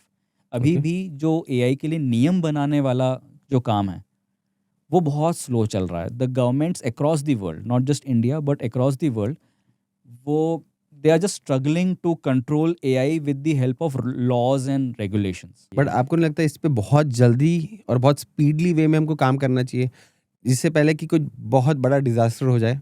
हमको कंट्रोल करना चाहिए इसको और कुछ लिमिटेशन लगानी चाहिए। Yes, that's a major requirement. दिक्कत यहाँ पे ये है कि जो ये एनफोर्स करने वाली बात है लॉ या रेगुलेशन को, वो एनफोर्समेंट अभी इतना स्ट्रेट फॉरवर्ड नहीं है कि सरकार ने सोचा और वो हो जाएगा, क्योंकि यहाँ पे मामला कॉम्प्लिकेटेड है। First of all, the AI gets accessible to people over internet. Internet अपने आप में एक इंटरनेशनल चीज़ है, उसके ऊपर एक देश का पर्टिकुलर लॉ अप्लाई नहीं करता है।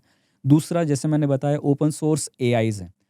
तो ओपन सोर्स एआईज आज सबके लिए अवेलेबल हैं, तो उसको एकदम से ओपन सोर्स एआईज को बंद कर देना पॉसिबल नहीं है। इसके दूसरे नुकसान होते हैं कि भाई आपने एआई टेक्नोलॉजी की जो बेनिफिट्स हैं वो सिर्फ कुछ कंपनीज के हाथ में छोड़ दिए और जनरल पब्लिक के हाथ में नहीं रहेंगे। So because of these multiple arguments it is difficult to enforce some regulations, अगर बना भी दिए जाएँ तो। ओके।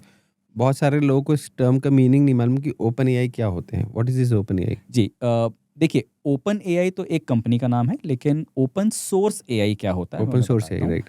तो जैसे हमने पहले बात की थी कि कैसे आप एक बड़े से न्यूरल नेटवर्क को ट्रेन कर देते हो और वो सीख जाता है कि शब्द कैसे बनाना है, इमेज कैसे रिकग्नाइज करना है, तो उसको हम बोलते हैं ट्रेंड मॉडल। ओके। तो उस मॉडल का आप इस्तेमाल कर सकते हो कि आपने उस मॉडल को किसी बड़े से कंप्यूटर पे रन किया, और अब आप उससे प्रॉम्प्ट देते हो, रिस्पॉन्स करता है, तो फिर मॉडल के साथ आप काम कर रहे हो। राइट। तो ओपन एआई हुआ, गूगल हुआ, ग्रॉक जैसा एक्स का जो एआई है, इन्होंने अपने मॉडल को अपने सर्वर पे रखा हुआ है। राइट। ठीक है, आप चाह करके भी, आप कितना भी बड़ा आपके पास डेटा सेंटर है, सर्वर हो, आप ओपन एआई का मॉडल अपने पास नहीं ला सकते, वो उनके तालों में बंद है। लेकिन ये हो गए closed source AIs. Okay. Technically speaking ये open weights and closed weights होते हैं, लेकिन वेट्स क्या होते हैं उसकी बात नहीं करें। न्यूरॉन्स की सेटिंग्स को आप वेट्स बोलते हैं बेसिकली। ओके। ओपन सोर्स में क्या होता है कि जो मॉडल ट्रेन किया किसी कंपनी ने, उसने बोला ये मैंने ट्रेन कर दिया है, ये बहुत अच्छे से बातचीत करता है, अब आप इसको डाउनलोड कर लो और जैसे यूज करना करो, अपने सर्वर पे रन करना है, यूज करो। Deep seek by the way one of the most popular open source model है, जिसने ओपन एआई के सॉरी आपके व्यूअर्स को ओपन एआई ओपन सोर्स ये बार बार सुनने में कंफ्यूजन लगेगा, लेकिन क्या करें, ये अभी इस दुनिया की सच्चाई है, बहुत सारे ऐसे टर्म्स हैं। तो डीप सीक चाइना के एक कंपनी ने बनाया, बहुत अच्छा परफॉर्म किया, और इतना अच्छा परफॉर्म किया कि ओपन एआई जो कंपनी है जो चैट जीपीटी ओन करती है, उसके बराबरी में आके वो लोग खड़े हो गए कुछ टाइम के लिए।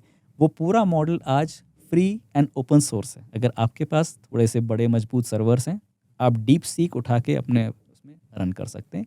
और ऐसे hundreds of open source AIs हैं, एलएलएम्स हैं, जिनको आप यूज़ कर सकते हो। तो इनका बेनिफिट क्या है कि अगर इंडिया की गवर्नमेंट या इंडिया की कोई यूनिवर्सिटी आज अपने लिए एआई ट्यूटर्स बनाना चाहती है, वो यूनिवर्सिटी या whatever it wants to do, they can do it freely, at least on the software part. उनको एआई को डेवलप करने में अरबों रुपए नहीं खर्च करने पड़ेंगे। राइट। डाउनलोड करो, सर्वर पे रन करो। तो ये फ़ायदा भी है। अब नुकसान क्या है कि क्रिमिनल भी डाउनलोड कर सकता है। एग्जैक्टली। एक बैड हमारी एनिमी कंट्री भी उसको डाउनलोड करके फेक वीडियोस बनाने में उसका इस्तेमाल कर सकती है, और शायद ये वॉर लाइक सिचुएशन में ये हो भी रहा है। ओके। तो जैसे अभी वॉर की हमने बात करी, और अभी इंडिया और पाकिस्तान के बीच में कुछ कुछ चीज़ें रही भी, तो डू यू थिंक कि ये एआई कहीं ना कहीं इंडिया के लिए फ़ायदा भी है और नुकसान भी है? बिल्कुल। Just like any other weapon in the war, if the weapon is in your hand, हमको प्रोटेक्शन दे रहा है। If the weapon is in their hands, it's against us. तो हमारे लिए फ़ायदा कैसे दे रहा है? मतलब अभी अगर इस सिनारियो की हम बात करें, जो कि अभी चीज़ें हुई पाकिस्तान और इंडिया के बीच में, तो उधर हमको एआई ने कैसे फ़ायदा दिया? ये जो वॉर सिचुएशन अनफोल्ड हुई है, ये काफ़ी कॉम्प्लिकेटेड है। बट मुझे ये मालूम है कि डिफेंस भी आजकल एआई का यूज़ कर रहा है, और बहुत ज़्यादा यूज़ कर रहा है, स्पेशली अपने वेपन्स को डेवलप करने के लिए। और अपने वेपन्स में भी वो एआई इंटीग्रेशंस कर रहे हैं। जो भी दुश्मन की जो भी मिसाइल्स आ रही हैं, उनके अगेंस्ट में फ़ाइट करने के लिए, ड्रोन्स को शॉट डाउन करने के लिए, एयरक्राफ्ट को शॉट डाउन करने के लिए। तो ये मुझे नॉलेज में कि इतना हो रहा है, बट इसके अलावा कुछ और भी यूज़ हो रहा है डिफेंस सर्विसेज में एआई का? The very specific use of AI अलग अलग सिचुएशंस में होता है। फॉर एग्जांपल, एक मिसाइल ये कैसे रिकग्नाइज करे कि नक्शे में कहाँ जाके उसको फटना है, तो ये मशीन लर्निंग के थ्रू उसके अंदर वो इंटेलिजेंस डेवलप की जाती है। ये हम इसको लार्ज लैंग्वेज मॉडल से अलग देखें, वो अलग एआई, वो जनरेटिव एआई है। ओके। लेकिन ये वाला एआई, अनदर एग्जांपल कि एक कैमरा किसी ड्रोन को पहचान सकता है कि ये ड्रोन है और उसके ऊपर अटैक कर सकता है। ये इंटेलिजेंस जो है वो मशीन लर्निंग के थ्रू उनको दी जा सकती है, उन वेपन्स को। ओके। ये हमारे generative AI, large language model या लैंग्वेज मॉडल से अलग है। Language models are usually for words and all. ये बहुत स्पेसिफिक है, जैसे एलेक्सा एंड सीरी। ये लैंग्वेज मॉडल्स नहीं हैं। इनको सिखाया गया है कि जब कोई वर्ड एलेक्सा या कोई सीरी बोलता है, तब आपको रिस्पॉन्ड करना है। तब आप सीख जाओ कि भाई आपसे बात हो रही है। पहले तो इतना सीखो, फिर ये सीखो कि वो बोल क्या रहा है वो समझो। राइट। कि एलेक्सा किशोर कुमार का ये वाला गाना बजाओ, तो फिर पूरा सीखना कि भाई किशोर कुमार गाना ये वो। राइट। तो वो इतना सीख गया। लेकिन आप एलेक्सा को ये नहीं बोल सकते कि ओके एलेक्सा मेरे लिए वो एक ऐसा ईमेल लिखो एंड ऑल। राइट। तो they are narrow AIs, we can call them narrow AIs. तो डिफेंस में भी इस तरह के बहुत सारी सिचुएशंस में स्पेसिफिक रोल्स में एआईज का इस्तेमाल होता ही होगा। एक जो दूसरा एस्पेक्ट है इंफॉर्मेशन वॉरफेयर, ओके। जहाँ पे टिपिकल वेपन्स की बजाय इंफॉर्मेशन का इस्तेमाल करके या मिस इन्फॉर्मेशन का इस्तेमाल करके आप कोई एडवांटेज लेना चाहते हो, फॉर एग्जांपल एक कंट्री दूसरे कंट्री में कंफ्यूजन पैदा करके, अनरेस्ट पैदा करके अगर कुछ एडवांटेज लेना चाहती, तो ऐसे टाइम्स पे AI can be very useful. वहाँ पे आप एआई का यूज़ करके faking and whatever stuff you can create. Okay, so chatbot like DeepSeeks can be a threat to us, क्योंकि वहाँ पे बहुत ज़्यादा हमारा डेटा लीकेज होने का, डेटा पायरेसी होने का बहुत ज़्यादा चांसेस हैं। You are right. अगर देखिए, जैसे मैं जब डीप सीक यूज़ को करता हूँ तो वो deepseek.com जो उनकी वेबसाइट है, वहाँ पे जाके यूज़ करता हूँ, and that's hosted, I am sure that's hosted in China if I am not wrong, या होस्टेड कहीं पे भी हो, उस डेटा की ओनरशिप एक चाइनीज़ कंपनी के पास है, hence Exactly. Chinese government has a lot of control over them right, specially on data part. On the data part, हाँ, है ना? तो मैं उसको जो भी इंफॉर्मेशन दे रहा हूँ, मैं ये सेफली अज्यूम कर सकता हूँ कि if the China government wants to use it, it will use it. Right, क्योंकि उसको कहीं ना कहीं हमारे पैटर्न्स का उसको पता चलेगा कि ये लोग किस तरह से बात करते हैं, किस तरह के सोचते हैं, क्या इनका Absolutely. थिंकिंग पैटर्न है। उस डेटा से पूरा की पूरा वो हमारे पैटर्न को पिकअप कर सकते हैं वो लोग। एब्सोल्युटली। इसीलिए सॉवरेन एआई जैसी कॉन्सेप्ट्स के ऊपर बात हो रही है कि भाई आप ऐसा कैपेबल एआई इंडिया में डेवलप करो ताकि इंडिया के लोगों के conversations, requirements of using AI बाहर ना जाए। व्हाई शुड वी से कि only China is that bad actor? दूसरी कंपनीज भी तो हमारे डेटा का इस्तेमाल कर ही रही होंगी ना, राइट, वो तो हो ही रहा। एग्जैक्टली।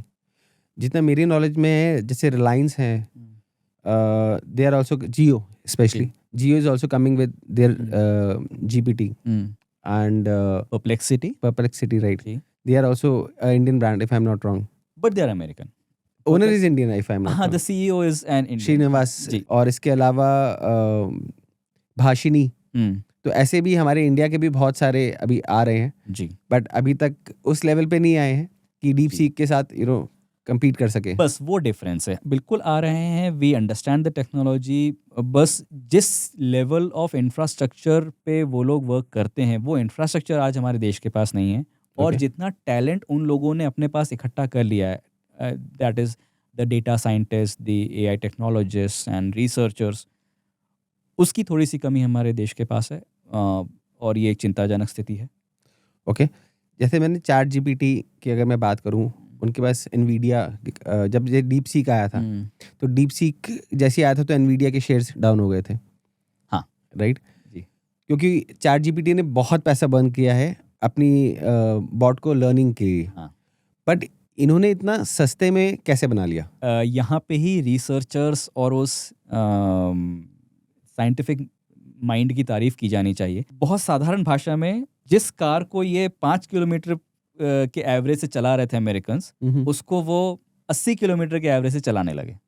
ओके, बस आप इतना समझ लीजिए। तो उन्होंने इंजन में हाँ, उस फ्यूल को बर्न करके इंजन को चलाने की जो टेक्नोलॉजी है उसमें कुछ ऐसा इम्प्रूवमेंट कर लिया कि इतना ज़्यादा डिफरेंस हो गया कि ओपन एआई जिस काम को करने में जो जीपीयूज़ होते हैं उसका बहुत ज़्यादा इस्तेमाल करता था, आपके एक एक सवाल के जवाब को देने में अगर चैट जीपीटी को let's say 100 units of working करनी है जीपीयूज़ की, तो वो उसको 10 या 15 यूनिट्स में ही करके दे पा रहे थे। और ये प्योरली उस एल्गोरिथम, यानी कि वो method of giving an answer, कोई हार्डवेयर लेवल पे कुछ नहीं, सिर्फ एल्गोरिथम एंड सॉफ्टवेयर लेवल पे उन्होंने वो एफिशिएंसी हासिल करी।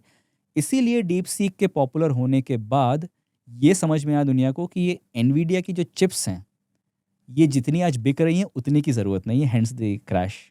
But if I am not wrong, they have recovered and right, the world has moved on. उन्होंने पैकेजेस भी बहुत सारे निकाल दिए हैं अब। जो चैट जीपीटी है उनके बहुत अलग अलग पैकेजेस आ गए हैं। स्टोरेज के हिसाब से बहुत अलग अलग पैकेजेस उनके आ गए हैं कि आपको कितने जितने यूसेज है उसके हिसाब से आप ले सकते हो। जी, दैट इज राइट। जो एआई बॉट्स हैं एक कोडिंग में कैसे हेल्प करते हैं? राइट।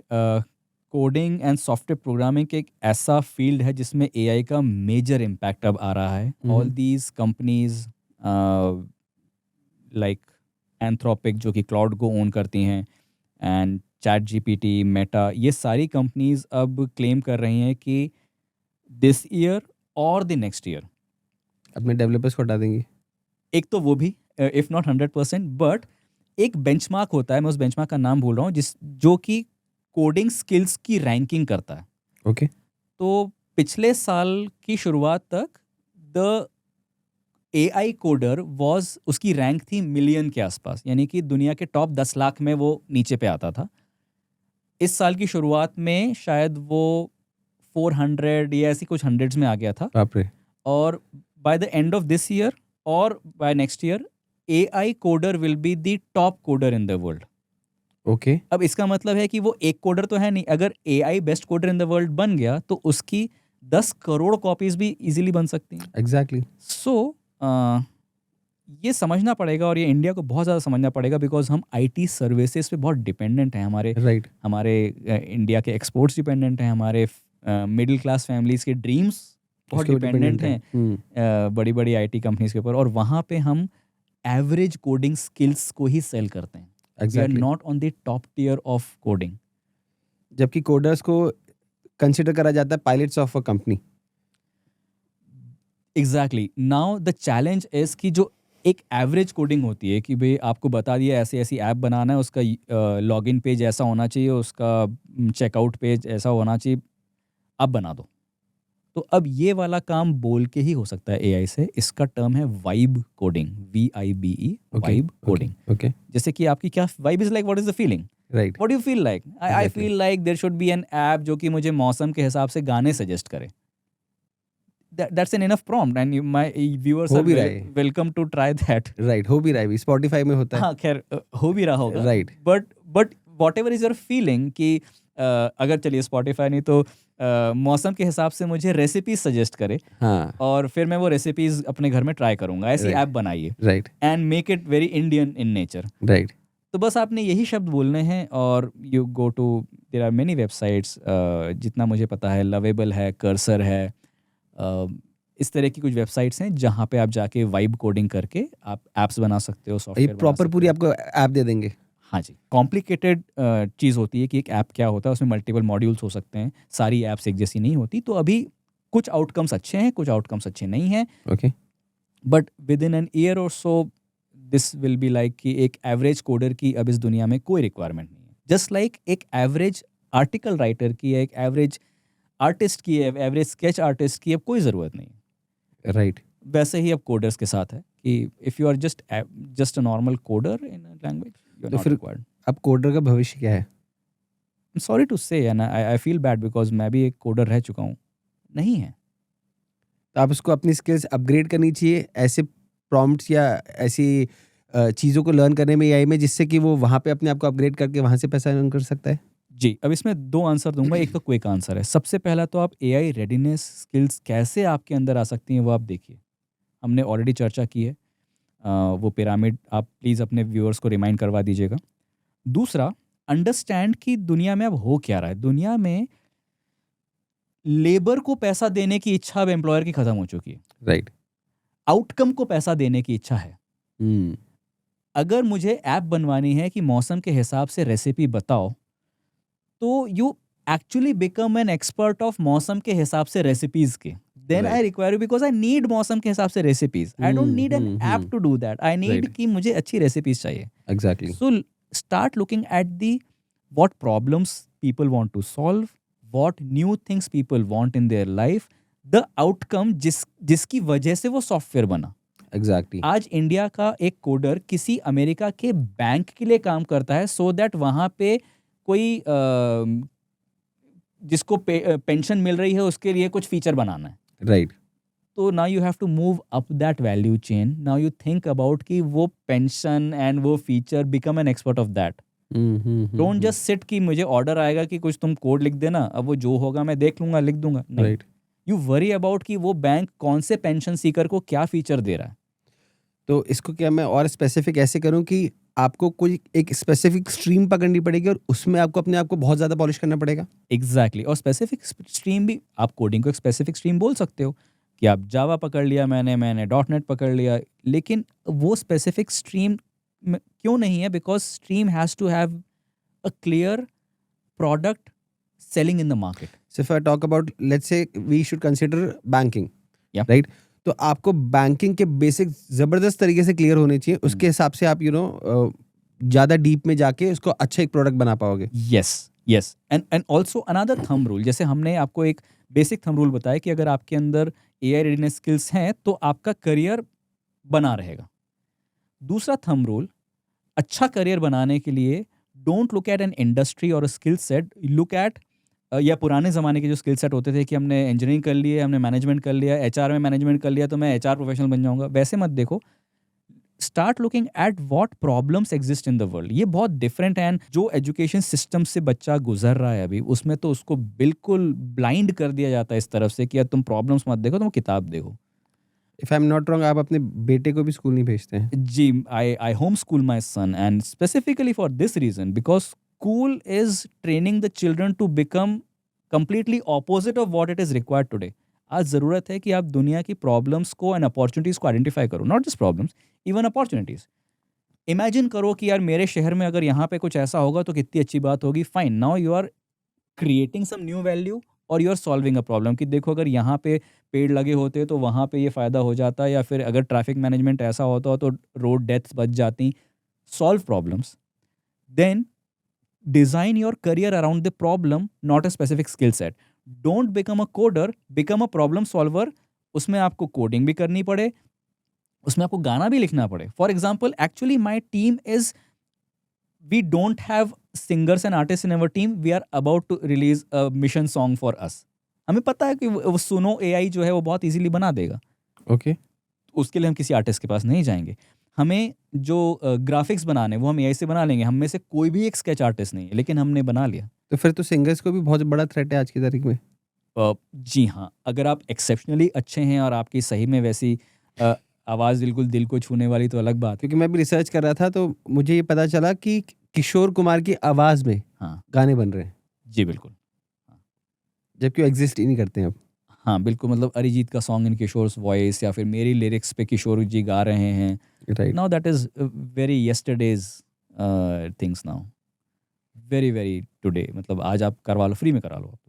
तो ऐसे तो सिंगर्स का जो भी है काम, सब खत्म ही हो जाएगा काम, क्योंकि जो मूवी आर्टिस्ट हैं वो सब हैं, वो मूवीज़ के लिए गाने इनसे अब करवा सकते हैं। वहाँ पे एक्सेलेंस फिर उसका बेंचमार्क और ऊपर हो गया। अब एक एवरेज, अभी तक तो कि एक एवरेज सिंगर भी जो अबव एवरेज सिंगर है, वो भी कहीं ना कहीं उसको पैसे मिल जाते थे कि वो कहीं तो गा देगा। बट उस बेंचमार्क को ऊपर उठा दिया गया कि only if you are an excellent artist we will value you as a human. इसके साथ कुछ ऑपोजिट थॉट्स भी हैं जो लोग प्रेडिक्ट करते हैं, जो कि हो सकते हैं कि भाई एआई चूंकि इतना कुछ कर रहा होगा तो अब एक एक इंसान अगर कुछ गलत भी कर रहा है तो लोग उस गलती से प्यार करेंगे कि अरे यार तू इंसान है, तू ही गा दे, so we love you for being a human, you sing. So may be that way the profession of people singing might continue, but requirement नहीं है। जैसे मेरी कंपनी है, आज से 1 साल पहले we wanted a rap artist to come and create a rap on the concept of internet maturity. हमने आर्टिस्ट के साथ किया भी, उनको थोड़ा बहुत पैसे दिए भी, काम नहीं हुआ वो अलग बात है, because we just left it in between. लेकिन आज मैं उसी प्रोजेक्ट को एआई के साथ करवाऊंगा। मेरी कोई ज़रूरत नहीं है कि मैं किसी आर्टिस्ट को ढूंढ लूँ। तो ऐसे ही आप जितने भी बिजनेसेस को देखिए, अब उनकी ज़रूरत नहीं है कि वो किसी ऐसे इंसान को पकड़ें। तो मुझे ऐसा लगता है आने वाला टाइम तो बहुत कॉम्प्लेक्स होने वाला है फिर। बहुत complex and there is a term for it, VUCA, VUCA, volatile, uncertain, complex and ambiguous. ये टर्म बहुत कॉमन है ग्लोबली। तो आने वाला जो समय है वो वूका बिल्कुल है। It is volatile. देखिए इंडिया सिचुएशन है, पाकिस्तान सिचुएशन, 1 महीने पहले तो कुछ भी नहीं था, कुछ भी नहीं था, राइट। और अचानक से हम क्या देख रहे हैं, War हो रहा वोलेटाइल है, अनसर्टेन है, पता नहीं क्या होगा। कॉम्प्लेक्स तो डेफिनेटली। इतनी हमने अभी एआई से बात करी और आप जनरली बहुत सारे लोगों से मिलते भी रहते हो, तो ऐसे कौन कौन से मिसकंसेप्शंस हैं लोगों के एआई के बारे में जो कि लोग अभी भी समझ नहीं रहे हैं? वैसे बहुत सारे हैं, मैं सिर्फ 2 की बात करता हूँ। ओके। पहला तो ये कि जो हम बात कर भी चुके हैं कि वो एआई को एक टूल मानते हैं, कि जैसे प्रेजेंटेशन बनाने के लिए पावर पॉइंट है, पावर पॉइंट एक टूल है, चिट्ठी लिखने के लिए वर्ड एक टूल है, तो अब चैट जीपीटी भी आ गया, अब ग्रॉक भी आ गया, तो इससे भी कुछ करा लेते हैं।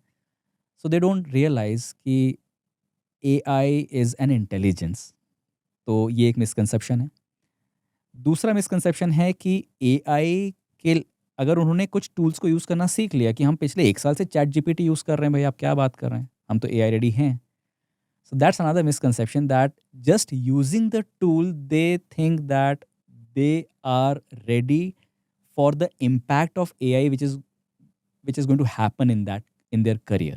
ओके अब अगर मान लीजिए कोडर है, पिछले 1 साल से वो चैट जीपीटी या किसी कोडिंग टूल का यूज़ करके अपना कोड लिखवा रहा है, तो वो बोल रहा है कि yes I am using AI, but वो इम्पैक्ट ऑफ एआई को असेस नहीं कर रहा है। राइट चलिए एक और मैं मेंशन कर देता हूँ, लोग सेकंड डिग्री इम्पैक्ट्स को नहीं समझ रहे हैं। एक कोडर है, जो नॉर्मल से समझदार कोडर है, वो देख रहा है कि हाँ यार, अगर ये कोड लिख सकता है तो मेरा जॉब तो एक दिन चला जाएगा। एग्जैक्टली उसको दिख रहा है फर्स्ट डिग्री इम्पैक्ट, मेरा काम ऐसे होता है, एआई एग्जैक्टली यही काम कर देता है। तो फर्स्ट डिग्री इम्पैक्ट होता है कि डायरेक्टली उसने मेरा जॉब लिया, वो समझ में आ रहा है लोगों को। सेकेंड डिग्री इम्पैक्ट नहीं समझ में आ रहा है, जो कि हमारे देश के लिए बहुत कॉम्प्लिकेशन क्रिएट करेगा कि एक कोडर की जॉब तो एआई ने डायरेक्टली कोड लिख के ले ली, लेकिन what about a hairdresser's job? इसमें भाई इंसान बाल काट रहा है, तो फिर उस एआई तो अभी नहीं आ रहा। 10 साल तक रोबोट बाल काटने इंडिया में तो नहीं आ रहा, बहुत महंगा होगा। तो क्या एक हेयर ड्रेसर की जॉब सेफ है? This is where we need to do a little deep thinking कि अगर मैं लेट्स से बैंगलोर के एक बढ़िया से मार्केट में जाके हेयर ड्रेसिंग की शॉप खोलता हूँ, so directly AI hairdressing करने नहीं आ रहा, लेकिन जो वहाँ मेरे कस्टमर जिनकी जॉब चली गई, वो वहाँ से अब जा चुके हैं, मेरा कस्टमर बेस श्रिंक हो गया, एआई का सेकंड डिग्री इम्पैक्ट हुआ। राइट और उसमें से हो सकता है जिसकी जॉब गई, उसमें से एक बंदे ने मेरे बगल में ही हेयर ड्रेसिंग शॉप खोल दी, तो मेरा कॉम्पिटिटर बढ़ गया। So now my prices drop. और may be some guy thinks कि यार मेरी ये वाली जॉब चली गई, मेरे परिवार के पास फार्मिंग लैंड है, मैं आम उगाऊंगा। अब वहाँ जाके जो आम उगा रहा है, एक बेचारा उसका बगल में आम का बाग था, उसके जो एक मान लीजिए 100 रुपए का जो आम बिकता था, इसकी वजह से अब वो 80 हो गया। Right second degree impacts, and वो ऐसे सोसाइटी में ऐसा इफेक्ट क्रिएट करेगा, डोमिनो इफेक्ट क्रिएट करेगा। ये मिसकंसेप्शन तो नहीं है, लेकिन ये लैक ऑफ अंडरस्टैंडिंग कहूँगा। अभी जो आपने हेयर ड्रेसिंग की बात करी, इसका एक पॉजिटिव इम्पैक्ट भी तो आएगा कि जैसे रोबोट बाल काटने से पहले आपको बता देगा कि अगर आप ये वाली हेयर स्टाइल चूज करोगे तो आप कैसे दिखोगे। देखिए मैं एक टेक्नो ऑप्टिमिस्ट हूँ, मतलब, और एआई ऑप्टिमिस्ट में बहुत बड़ा हूँ। पता नहीं इंसानों को अच्छा नहीं लगेगा, लेकिन हाँ जी, अगर एआई हमारे काम करेगा तो बहुत ज़्यादा अच्छे से काम करेगा, हमारी लाइफ बहुत इम्प्रूव होगी, बहुत अच्छे डॉक्टर्स, बहुत अच्छे टीचर्स, बहुत अच्छे पुलिसमैन, बहुत अच्छे लीडर्स, ब्यूरोक्रेट्स एआई होंगे। That's true, and I am happy मैं उस दुनिया में जा रहा हूँ। लेकिन साथ ही साथ हमारे साथ वाले, हमारे the people we love, we are going to see them struggling. मुझे लगता है सबसे बड़ा जो एक चैलेंज है आज के टाइम का, कि लोग अडेप्टिव नहीं है अभी भी एआई को लेके, एब्सोल्युटली बहुत ज़्यादा रिलेक्टेंट है। एब्सोल्युटली। और स्पेशली जो हमसे पुरानी वाली जनरेशन है, वो तो बहुत ही ज़्यादा रिलेक्टेंट है। उनको कुछ समझ में नहीं आता कि इसको क्या करना है, कैसे करना है। उनका तो सीधे कि हमसे नहीं होता। तो ये वाली जो जनरेशन है, इनके लिए और ज़्यादा प्रॉब्लम बढ़ने वाली है, क्योंकि यहाँ पे लाइफ चेंज हो रही है। सी जो हमारी जनरेशन है, हमने देखा है कि हमारी लाइफ कैसे एनालॉग से डिजिटल हुई है।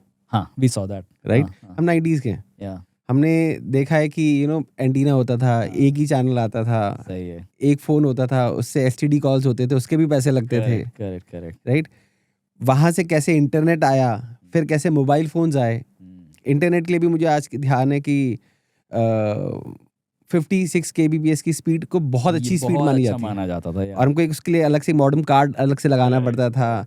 BSNL के ऑफिस में हम जाके उसके लेके आते थे, प्लान लेके आते थे, उसमें कुछ घंटों का प्लान आता था। दैट्स इट, राइट, कि आप 5 घंटे, 8 घंटे, 10 घंटे यूज़ कर सकते हैं। धीमे धीमे अब पूरी टेक्नोलॉजी गायब हो चुकी है आज की तारीख में, जो हमने देखा है। We saw the shift. Right, we saw कि पेजर हुआ करते थे। राइट, पेजर के बाद कैसे मोबाइल फ़ोन आए, बड़े बड़े मोबाइल फ़ोन्स होते थे, और आज कितने स्लीक हो चुके हैं। और इन टर्म्स जो काम करते हैं आज, वो 100 गुना भी नहीं, 1000 गुना काम कर सकते हैं, जो बेसिक पहले मोबाइल फ़ोन आया करते थे। तो यहीं पे वो जो पुरानी जनरेशन थी, वो अभी यहीं फाइट कर रही थी कि अब नया एआई आ गया उनके लिए। सीरियसली, राइट, उनके लिए और ज़्यादा प्रॉब्लम बढ़ने वाली है। सबसे ज़्यादा प्रॉब्लम मैं कहूँगा उन लोग के लिए जो इस वक्त वर्किंग एज में है। ओके, अगर जो लोग रिटायर्ड हैं ऑलरेडी, तो may be the AI will adapt to them without requiring कि they adapt to AI. Okay, तो क्योंकि एआई के लिए सीखना बहुत ईजी है ना। और जो लोग out of the working population पहले ही जा चुके हैं, उनके ऊपर बहुत इम्पैक्ट थोड़ा बहुत तो आएगा, मतलब they will find the world very strange. लेकिन जो वर्किंग एज में है, अगर वो अडेप्टिव नहीं जैसे आपने कहा, तो उनके लिए लाइफ में तो क्राइसिस सिचुएशन है। अभी एक मशीन बनी है जो कि आपको खाना बना के भी दे देती है, hmm, AI। Okay. So there are certain menus, आप उनको मेन्यूज को चूज करो और वो आपको पूरे की पूरा वैसी की वैसी खाना आपको बना के दे देगी। It's just like coffee machine, okay. कि आपने कॉफी सिलेक्ट करी कौन सी आपको चाहिए, और वो आपको अपने आप मिल्क ले लेगी, अपने आप वाटर ले लेगी, अपने आप हॉट वाटर ले लेगी, अपने आप कॉफी ले लेगी, कॉफी बीन्स को क्रश कर लेगी और आपको एक फाइनल आउटपुट दे देगी, this is the coffee. Okay. तो अभी धीमे धीमे मुझे लगता है कि शेफ के जॉब्स भी जाने वाले हैं थोड़ी देर में। हो सकता है। देखिए, वाइट कॉलर तो अभी सीधे सीधे सॉफ्टवेयर से इम्पैक्ट हो रहा है, मतलब AI से इम्पैक्ट हो रहा है। लेकिन जैसे जैसे रोबोट्स की कीमत कम हो रही है, वो इम्पैक्ट उन पे आएगा, और डायरेक्ट इम्पैक्ट भी आएगा कि हम जैसे हाउस हेल्प यूज़ करते हैं, अगर आज आपको एक रोबोट 5 लाख से नीचे की कीमत में अगर आ गया आपके पास, तो आप रीथिंक करोगे कि मैं घर पे हेल्प रखूं या मैं इस रोबोट को ही ले आऊं। सर जितने भी मेरे फ्रेंड्स हैं जो US वगैरह में रहते हैं, और स्पेशली अगर आप रोबोट्स की बात करें, कोरोना में मॉपिंग के लिए बहुत ज़्यादा रोबोट्स यूज हुए हैं। और पहले जब वो 40 के आसपास आते थे, अब वही रोबोट 20,000 के आ रहे हैं, जस्ट हाफ द प्राइस। बिल्कुल बिल्कुल, and this will go further down, right. And they have so much of intelligence कि वो अपने डॉक में अपने आप चले जाएंगे, जब वो डिस्चार्ज हो जाएंगे, जब चार्ज हो जाएंगे, तो उनके पास ऑलरेडी मैप है, टाइम सेट है, वो अपने आप पूरा क्लीन करेगा, जाके वापस चार्जिंग में लग जाएगा। बिल्कुल। तो अभी से robots are very well trained. And now I am talking about the humanoid robots. Exactly, बिल्कुल, आप ह्यूमन जैसे देखेंगे। They not today but within a year or so they can do everything that a human help does for you, right. and then the robot will not complain for everything, it's 24/7, and तो फिर तो मुझे लगता है वो जो movies बनी है ना रोबोट्स के ऊपर, जो कि बच्चों को पाल रही हैं, हाँ राइट, रोबोट्स हैं जो ह्यूमन को पाल रहे हैं, हाँ, मुझे लगता है आने वाला टाइम सच में वो हमको देखने को मिलने वाला है। Very close, we are very close to that. Sir बहुत सारे जो बॉट्स हैं उसमें आजकल वॉइस असिस्टेंट आ गए हैं, और या जैसे हम अपनी टीवीज़ के बारे में बात करें, हम नेटफ्लिक्स के बारे में बात करें, तो वो हम उसको बस कुछ बोलेंगे और वो हमको तुरंत रिकमेंडेशन दे देगा। जैसे कि मैं बोलूँगा कि मुझे मूवीज़ चाहिए, रोमांटिक मूवीज़ चाहिए, मुझे रोमांटिक प्लस कॉमेडी मूवीज़ देखना है, वो आपको बहुत सारी रिकमेंडेशन दे देगा। तो ये सब चीज़ें कैसे काम करती हैं? ओके, सो नेटफ्लिक्स वाला एग्जांपल तो इजी है। So it is very much like how Alexa would work. Okay, कि आपने जो उसको कमांड दिया, उसको उस कमांड को सिर्फ इतना रिफाइन करना है कि मेरे डेटाबेस में ऐसा क्या है which sounds like this person's interest. Okay. तो अगर आपने रोमांटिक कॉमेडी की बात करी है, तो उसको वो कीवर्ड्स ढूंढ के निकालने हैं, और वो अपने डेटाबेस में कौन कौन सी मूवीज़ या शोज़ हैं जो रोमांटिक कॉमेडी के आसपास हो सकते हैं। ओके। सो मैं थोड़ा सा ओवर सिंप्लीफाई कर रहा हूँ, बट उसका काम इतना ही है। राइट। दूसरा जो आपने पूछा कि वॉइस असिस्टेंट्स जो आ गया है आज चैटबॉट्स में, जी, उसके लिए एक टर्म है मल्टी मोडल। ओके। तो ये जो मल्टी मोडल AIs हैं, बेसिकली जब ChatGPT चालू हुआ तो हम उससे सिर्फ टेक्स्ट लिख के बात कर सकते हैं, राइट। लेकिन आज सारे जो मेजर AIs हैं, जेमिनाई हो या ChatGPT हो, इनको आप अलग अलग मोड्स में इनपुट दे सकते हो। ओके। कि मैं उसको एक फ़ोटो खींच के दिखा सकता हूँ, एक किसी टूटे हुए इक्विपमेंट की फ़ोटो खींच के दिखा सकता हूँ, और उसको पूछ सकता हूँ कि मैं इसे फिक्स कैसे करूँ। मैंने उसको पूरा एक्सप्लेन नहीं किया है, राइट। तो it understood your input visual mode में। Okay. Then it can understand your input in text mode, it can understand your input in voice mode. तो मल्टीपल मोड्स की वजह से वो मल्टी मोडल AIs हो गए। तो वॉइस में मैं ऐसे बोलूँ कि वॉइस पहले सुन के इसको ट्रांसलेट करता है टेक्स्ट में, और टेक्स्ट को फिर एग्जीक्यूट करता है। Is it like that? Initial days में ये ऐसा ही था कि आपने जो वॉइस को बोला, it was effectively translated into text prompt, converted from there, उसकी वो इन्फ्रेंसिंग होके फिर आउटपुट आया, और फिर अगर उसको आउटपुट वॉइस मोड में बोलना है तो इट वाज टेक्स्ट से फिर वॉइस में कन्वर्ट किया। ओके। शायद थ्योरेटिकली ऐसा हो सकता है कि AI need not convert that voice into text first, वो डायरेक्टली वॉइस से ही इसको कर ले। तो अगर मैं बहुत एज ए लेमन बात करूं, तो जो सिरी है या एलेक्सा है, दे आर लिमिटेड। वो अपना माइंड यूज़ नहीं करते, अपने ब्रेन यूज़ नहीं करते। उनको एक लिमिटेड है कि अच्छा टाइम पूछा है, टाइम बता दो। हाँ, ये पूछा है, इंटरनेट पे ढूंढ के जो इन्फॉर्मेशन बस उतना दे दो। हाँ, दे विल नॉट टॉक। हाँ, बट जो दूसरे बॉट्स हैं आज की तारीख में, they will talk and they will respond. हाँ, they will understand and they will respond in a such a way कि आप उनसे बात कर रहे हो. आप उनके ये समझ लीजिए कि सीरी और एलेक्सा का जो एनवायरनमेंट है, जो उनकी यूनिवर्स है, वो बहुत छोटी है. ओके. वो एलेक्सा जो है वो अमेजोन की दुनिया में रहती है. Siri lives in the world of Apple. Right. और उस एप्पल की दुनिया से जो भी संभव है वो आपको करके दे देगा. Right. Same is with Alexa. Okay. But when you talk about Gemini, let's say, तो it lives in a much bigger world. वो इंटरनेट पे क्या हो रहा है उसको भी फेच आउट करके then it applies the LLM brain, the thinking brain, जो कि सीरी एंड एलेक्सा के पास नहीं है. सो बहुत जल्दी आ जाएगा, हो सकता है आ भी गया हो. मेरी नॉलेज हो सकता है थोड़ी सी पुरानी हो, लेकिन अगर आज से 5-6 महीने पहले का जो वर्जन था सीरी और एलेक्सा का, उनके पास लार्ज लैंग्वेज मॉडल का एक्सेस नहीं था. इतना तो वो कर सकता था कि आपके शब्द सुने, उन शब्दों के हिसाब से कमांड समझा. राइट. एप्पल की दुनिया का कमांड है या अमेजोन की दुनिया कमांड है, एग्जीक्यूट करने की कोशिश की. Right. And hopefully it was what user was expecting. Exactly. And they are very blunt as well. In a way Siri को अगर आप बोलोगे तो समटाइम इट विल, मतलब ही और शी विल नॉट रिस्पॉन्ड. या जैसे आपने बोला कि सीरी यू आर रॉन्ग, तो सीधे बोल दी कि I don't understand this. Right. But in the similar अगर आप किसी चैट बॉट को बोल दोगे तो वो दे विल कन्विंस यू कि अच्छा ये नहीं तो ये लो, ये नहीं तो ये लो, ये नहीं तो ये लो. Because that's coming from a much higher level of intelligence as compared to this Siri or Alexa. आज भी पर हम लोग देखते हैं कि जो स्कूल्स हैं वो बहुत ज़्यादा AI को प्रमोट नहीं करते हैं. इनफैक्ट मुझे कई बार ऐसा लगता है कि ये लिटरेसी देनी चाहिए. अगर मैं चाइना की बात करूं तो चाइना में स्टूडेंट्स को AI के बारे में पढ़ाना कंपल्सरी है. चाइना जो भी इस तरह के प्रोजेक्ट्स को लेता है वो नेशनल लेवल पर प्रोजेक्ट्स को लेता है, मतलब गवर्नमेंट का होल्ड रहता है वहाँ पे. बट स्टिल इंडिया में ना पेरेंट्स और ना स्कूल्स इस चीज़ को प्रमोट करें कि बच्चों को आना चाहिए. इनफैक्ट मैं तो ये देखता हूँ कि वो रिफ्रेन करते हैं कि बच्चों से को थोड़ा AI से दूर रहे तो अच्छा है. You are right. I am also seeing that. Trump administration in US, इन्होंने भी अभी रिसेंटली एक इनिशिएटिव लिया है कि हर स्कूल में AI लिटरेसी आनी चाहिए. UAE has done that. China has done that. Many progressive countries are doing that. India में क्या हो रहा है कि we are a bit behind in understanding the impact of AI in education. Okay. और जो आप बोल रहे हो कि टीचर्स भी, पेरेंट्स भी, ये सभी लोग थोड़ा सा AI को नेगेटिव उसमें देख रहे हैं कि भाई बच्चा मेहनत करता नहीं है. टैबू समझ रहे हैं उसको. हाँ, टैबू समझ रहे हैं कि इससे तो क्या है कि बच्चा मेहनत ही नहीं करता, वो बहुत ही मतलब एक शॉर्टकट मिल गया है, ये शॉर्टकट की वजह से तो बच्चा अपना कुछ माइंड लगाएगा ही नहीं. So they need to understand that you are giving them the wrong problems and assignments to solve with the help of AI. Right? अब जब कैलकुलेटर आ गया है तो कब तक आप उससे 336 इंटू 445 के टेस्ट लेते रहोगे? राइट. ठीक है, एक बार ले लो, उसको प्रोसेस आ जाए मल्टीप्लिकेशन का, but should that be the main focus of your education system?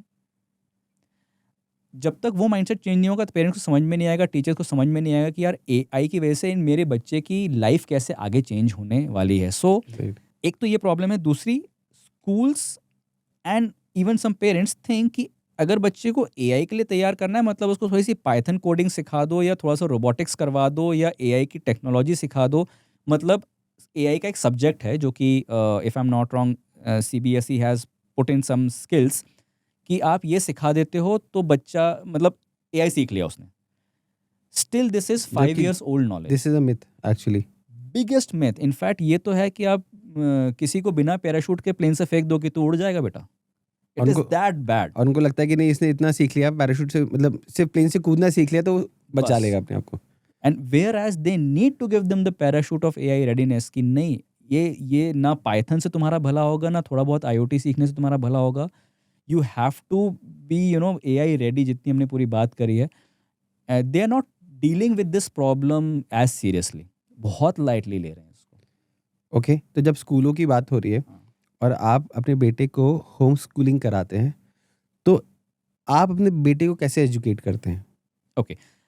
Number 1, हमारा जो नॉर्थ स्टार है, जो हमारा ऑब्जेक्टिव है, हम जो भी स्किल डेवलप कर रहे हैं उसमें 4 C's सबसे इंपॉर्टेंट होते हैं. आप प्रोजेक्ट्स ऐसे करो, प्रोजेक्ट्स छोटे मोटे रैंडम कुछ भी हो सकते हैं कि आपके critical thinking, creativity, communication, collaboration develop हो. अब इसके भी फर्दर लेयर में जब हम जाते हैं तो प्रॉब्लम सॉल्विंग एटीट्यूड के लिए एम्पैथी भी ज़रूरत होती है, यानी इंसानों के साथ काम करने की एक्सपीरियंस होना चाहिए. So you try to work with all kinds of people, even the house helps or the laborers who come to do something in your house. Yeah, uh, try to understand the real world, try to see what problems exist in the real world, bring a problem solving mind, try to do some project which solves some problem. अभी जब बच्चे होते हैं तो हम कोई बहुत बड़ा इफेक्टिव सॉल्यूशन नहीं ला सकते, लेकिन एक Right. अप्रोच तो समझ में आती है. एग्जैक्टली. तो उसके ऊपर मेहनत करो. और अब उस मेहनत में अब आपको इंटरनेट का भी यूज़ करना है कंपलसरी. ऐसा नहीं कि ज़रूरत पड़े तो करो. Compulsorily go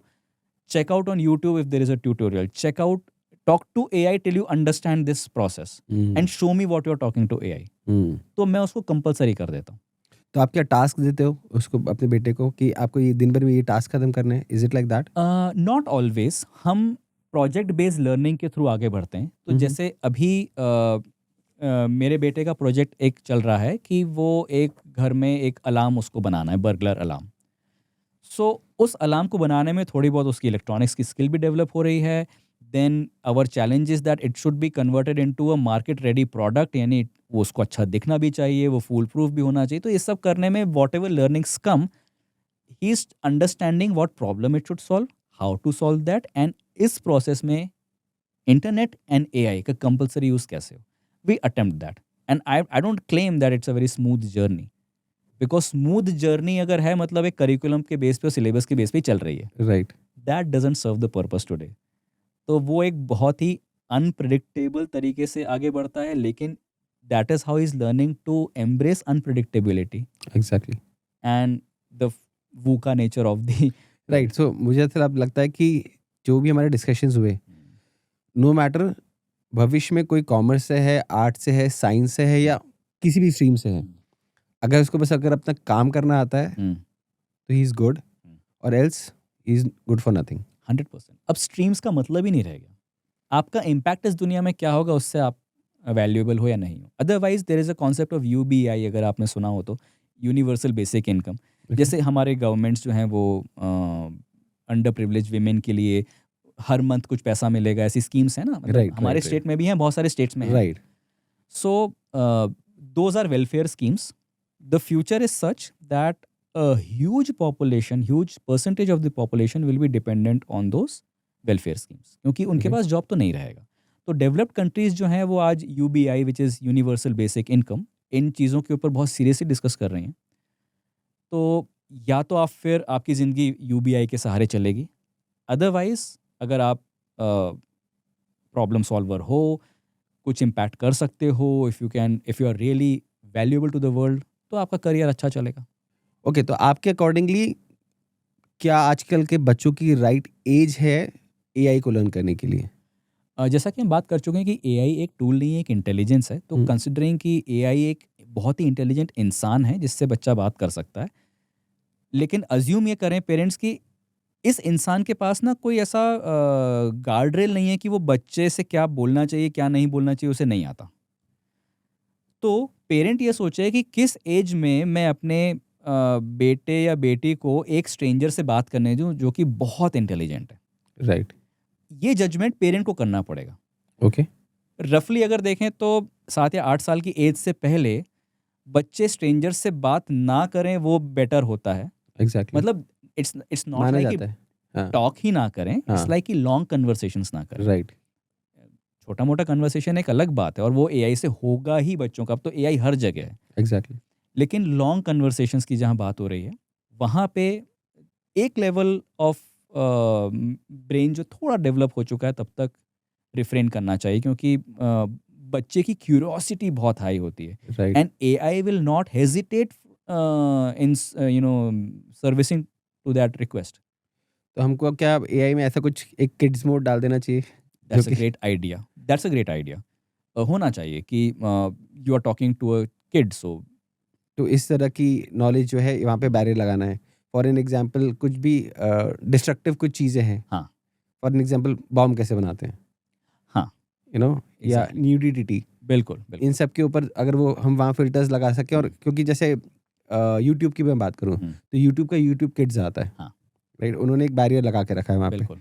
in the similar way अगर हम AI में कुछ इस तरह का लेके आ सके तो वहाँ पे हम कहीं ना कहीं एक बैरियर क्रिएट कर पाएंगे और बच्चों को फिर उसका एक्सेस दे पाएंगे। I think that's a great idea. और ये कंपनी शायद कर भी दें अभी।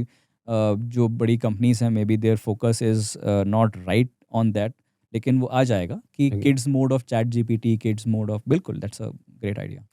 ओके, अब जब बच्चों की हम बात कर रहे हैं और हम ये भी बात कर रहे थे कि स्कूल्स नहीं करते हैं ये सब चीज़ें, तो अगर कोई स्कूल ये करना चाहे तो अपने आप को किस तरह से वो एआई रेडी बना सकता है? Yeah, that's a great question, and that's the mission which me and my team is working on. तो हमने ना अभी स्कूल्स के लिए एक एआई रेडीनेस स्किल्स मिशन एक इनिशिएटिव लॉन्च किया है, और Okay. हमने एक फ्री टूल किट बनाया है स्कूल के लिए, ओके, जिसमें any school can go to aireadinessskills.com, हमारी वेबसाइट है, वहाँ पे जाएं, फ्री टूल किट है, वो डाउनलोड करें। It is having 3 steps. पहला स्टेप है अवेयरनेस। तो स्टूडेंट्स हों, टीचर्स हों और पेरेंट्स हों, इन तीनों के बीच में एआई रेडीनेस क्या है, इसकी अवेयरनेस होना ज़रूरी है। तो ये स्टेप नंबर 1 होता है। ओके, स्टेप नंबर 2 में असेसमेंट करते हैं कि भाई आज की स्थिति में हमारे स्टूडेंट्स और टीचर्स की जो स्किल्स हैं उनका लेवल क्या है, ताकि हमें गैप समझ में आए। राइट, तो उसके लिए हमने कुछ टेस्ट तैयार करके दिए हुए हैं, which is also free to use. Step 3 में फिर ये स्किल्स जो हैं, जो हमने पिरामिड में दिखाई थी, इन स्किल्स को कैसे स्टूडेंट्स को और टीचर्स को सिखाया जाए। तो उसके लिए हमने पूरे लर्निंग रिसोर्सेज क्रिएट करके दिए हुए हैं। So a school can execute that toolkit, and Okay. it's not like a small workshop, या it's not like 1 month में सब हो जाएगा. First of all, they must accept the fact कि उनको अब ट्रांसफॉर्मेशन मोड में आना है, राइट, ना। ये एक वीकेंड प्रोग्राम नहीं है, या इट्स नॉट लाइक एक महीने में एनुअल फंक्शन का प्रिपरेशन किया और एनुअल फंक्शन बहुत अच्छा हो गया। It's not like that. It's like they have to now change to become something else. तो हमारा जो टूल किट है एटलीस्ट उनको उस रास्ते पे ले जाने की क्लियर गाइडलाइन देता है, and they have to start working on that. Okay. Generally बोला जाता है कि अगर आपको एआई पे काम करना है तो आपके पास इक्विपमेंट्स, गियर्स बहुत अच्छे होने चाहिए आपके, राइट? तो उनको भी क्या अपनी जो लैब है उसको बहुत ज़्यादा बड़े लेवल पे अपग्रेड करना पड़ेगा? That's a very good question. In fact मैंने ये इंपॉर्टेंट पार्ट मिस किया कि स्कूल लीडर्स के माइंड में भी बहुत सारे मिसकंसेप्शंस होते हैं अबाउट एआई रेडीनेस। ओके। एक बहुत बड़ा मिसकंसेप्शन होता है कि AI is about adding more technology to school. In fact इसका उल्टा है। आपके पास अगर सस्ते से भी कंप्यूटर आपकी लैब में है ना, आपको ज़रूरत नहीं है, बस इंटरनेट चल रहा है ना, मतलब you can use the world's best AI. Okay. तो आपको ना किसी नए लैब की ज़रूरत है, ना रोबोटिक्स लैब, ना आईओटी लैब, ना किसी टिंकरिंग लैब की फैसिलिटीज़ बढ़ाना, कुछ नहीं करना। You just have to change the approach of the education. अब बहुत ज़्यादा प्रोजेक्ट बेस्ड लर्निंग करनी है, बच्चों को इंटरनेट मैच्योर बनाना है, उनको 4 C's डेवलप कराना है। ये सिर्फ और सिर्फ आपके पढ़ाने के एंड पेडागोजी के तरीकों से चेंज होने वाली चीज़ है। तो सिस्टम हार्डवेयर से कोई लेना देना नहीं है उसका? And I would say there is a zero investment on a new room, on a new equipment or something. Internet चल रहा है ना आपके स्कूल में, राइट। Good enough. क्योंकि वो आपके जीपीयूज को यूज नहीं कर रहे हैं, chat GPT. You don't have to have it in your house. Right, exactly. Server का ही है, बस आप एक्सेस कर रहे हो उसको। That's it. राइट। मुझे ऐसा लगता है सर आज का जो डिस्कशन हुआ था वो बहुत, कई लोग के लिए हो सकता है काफ़ी डेंस हैवी डिस्कशन हो। अगर लोग 2 बार 3 बार अगर इस पॉडकास्ट को देखेंगे तो उनको बहुत ज़्यादा अवेयरनेस आएगी एग्जैक्टली एआई को लेके। हो सकता है एक बार में ये देखने में नया समझ में आए। कैसा था सर आपके लिए? How was the podcast for you? Very enjoyable. I love the questions, answering the questions, and मुझे तो इस पे बात करके बहुत मज़ा आता ही है। Thank you for giving me this opportunity to talk on this. Thank you so much. इतने शॉर्ट नोटिस पे आप आए, आपने पूरा प्लान किया, हमको डेट दिया। Thank you so much.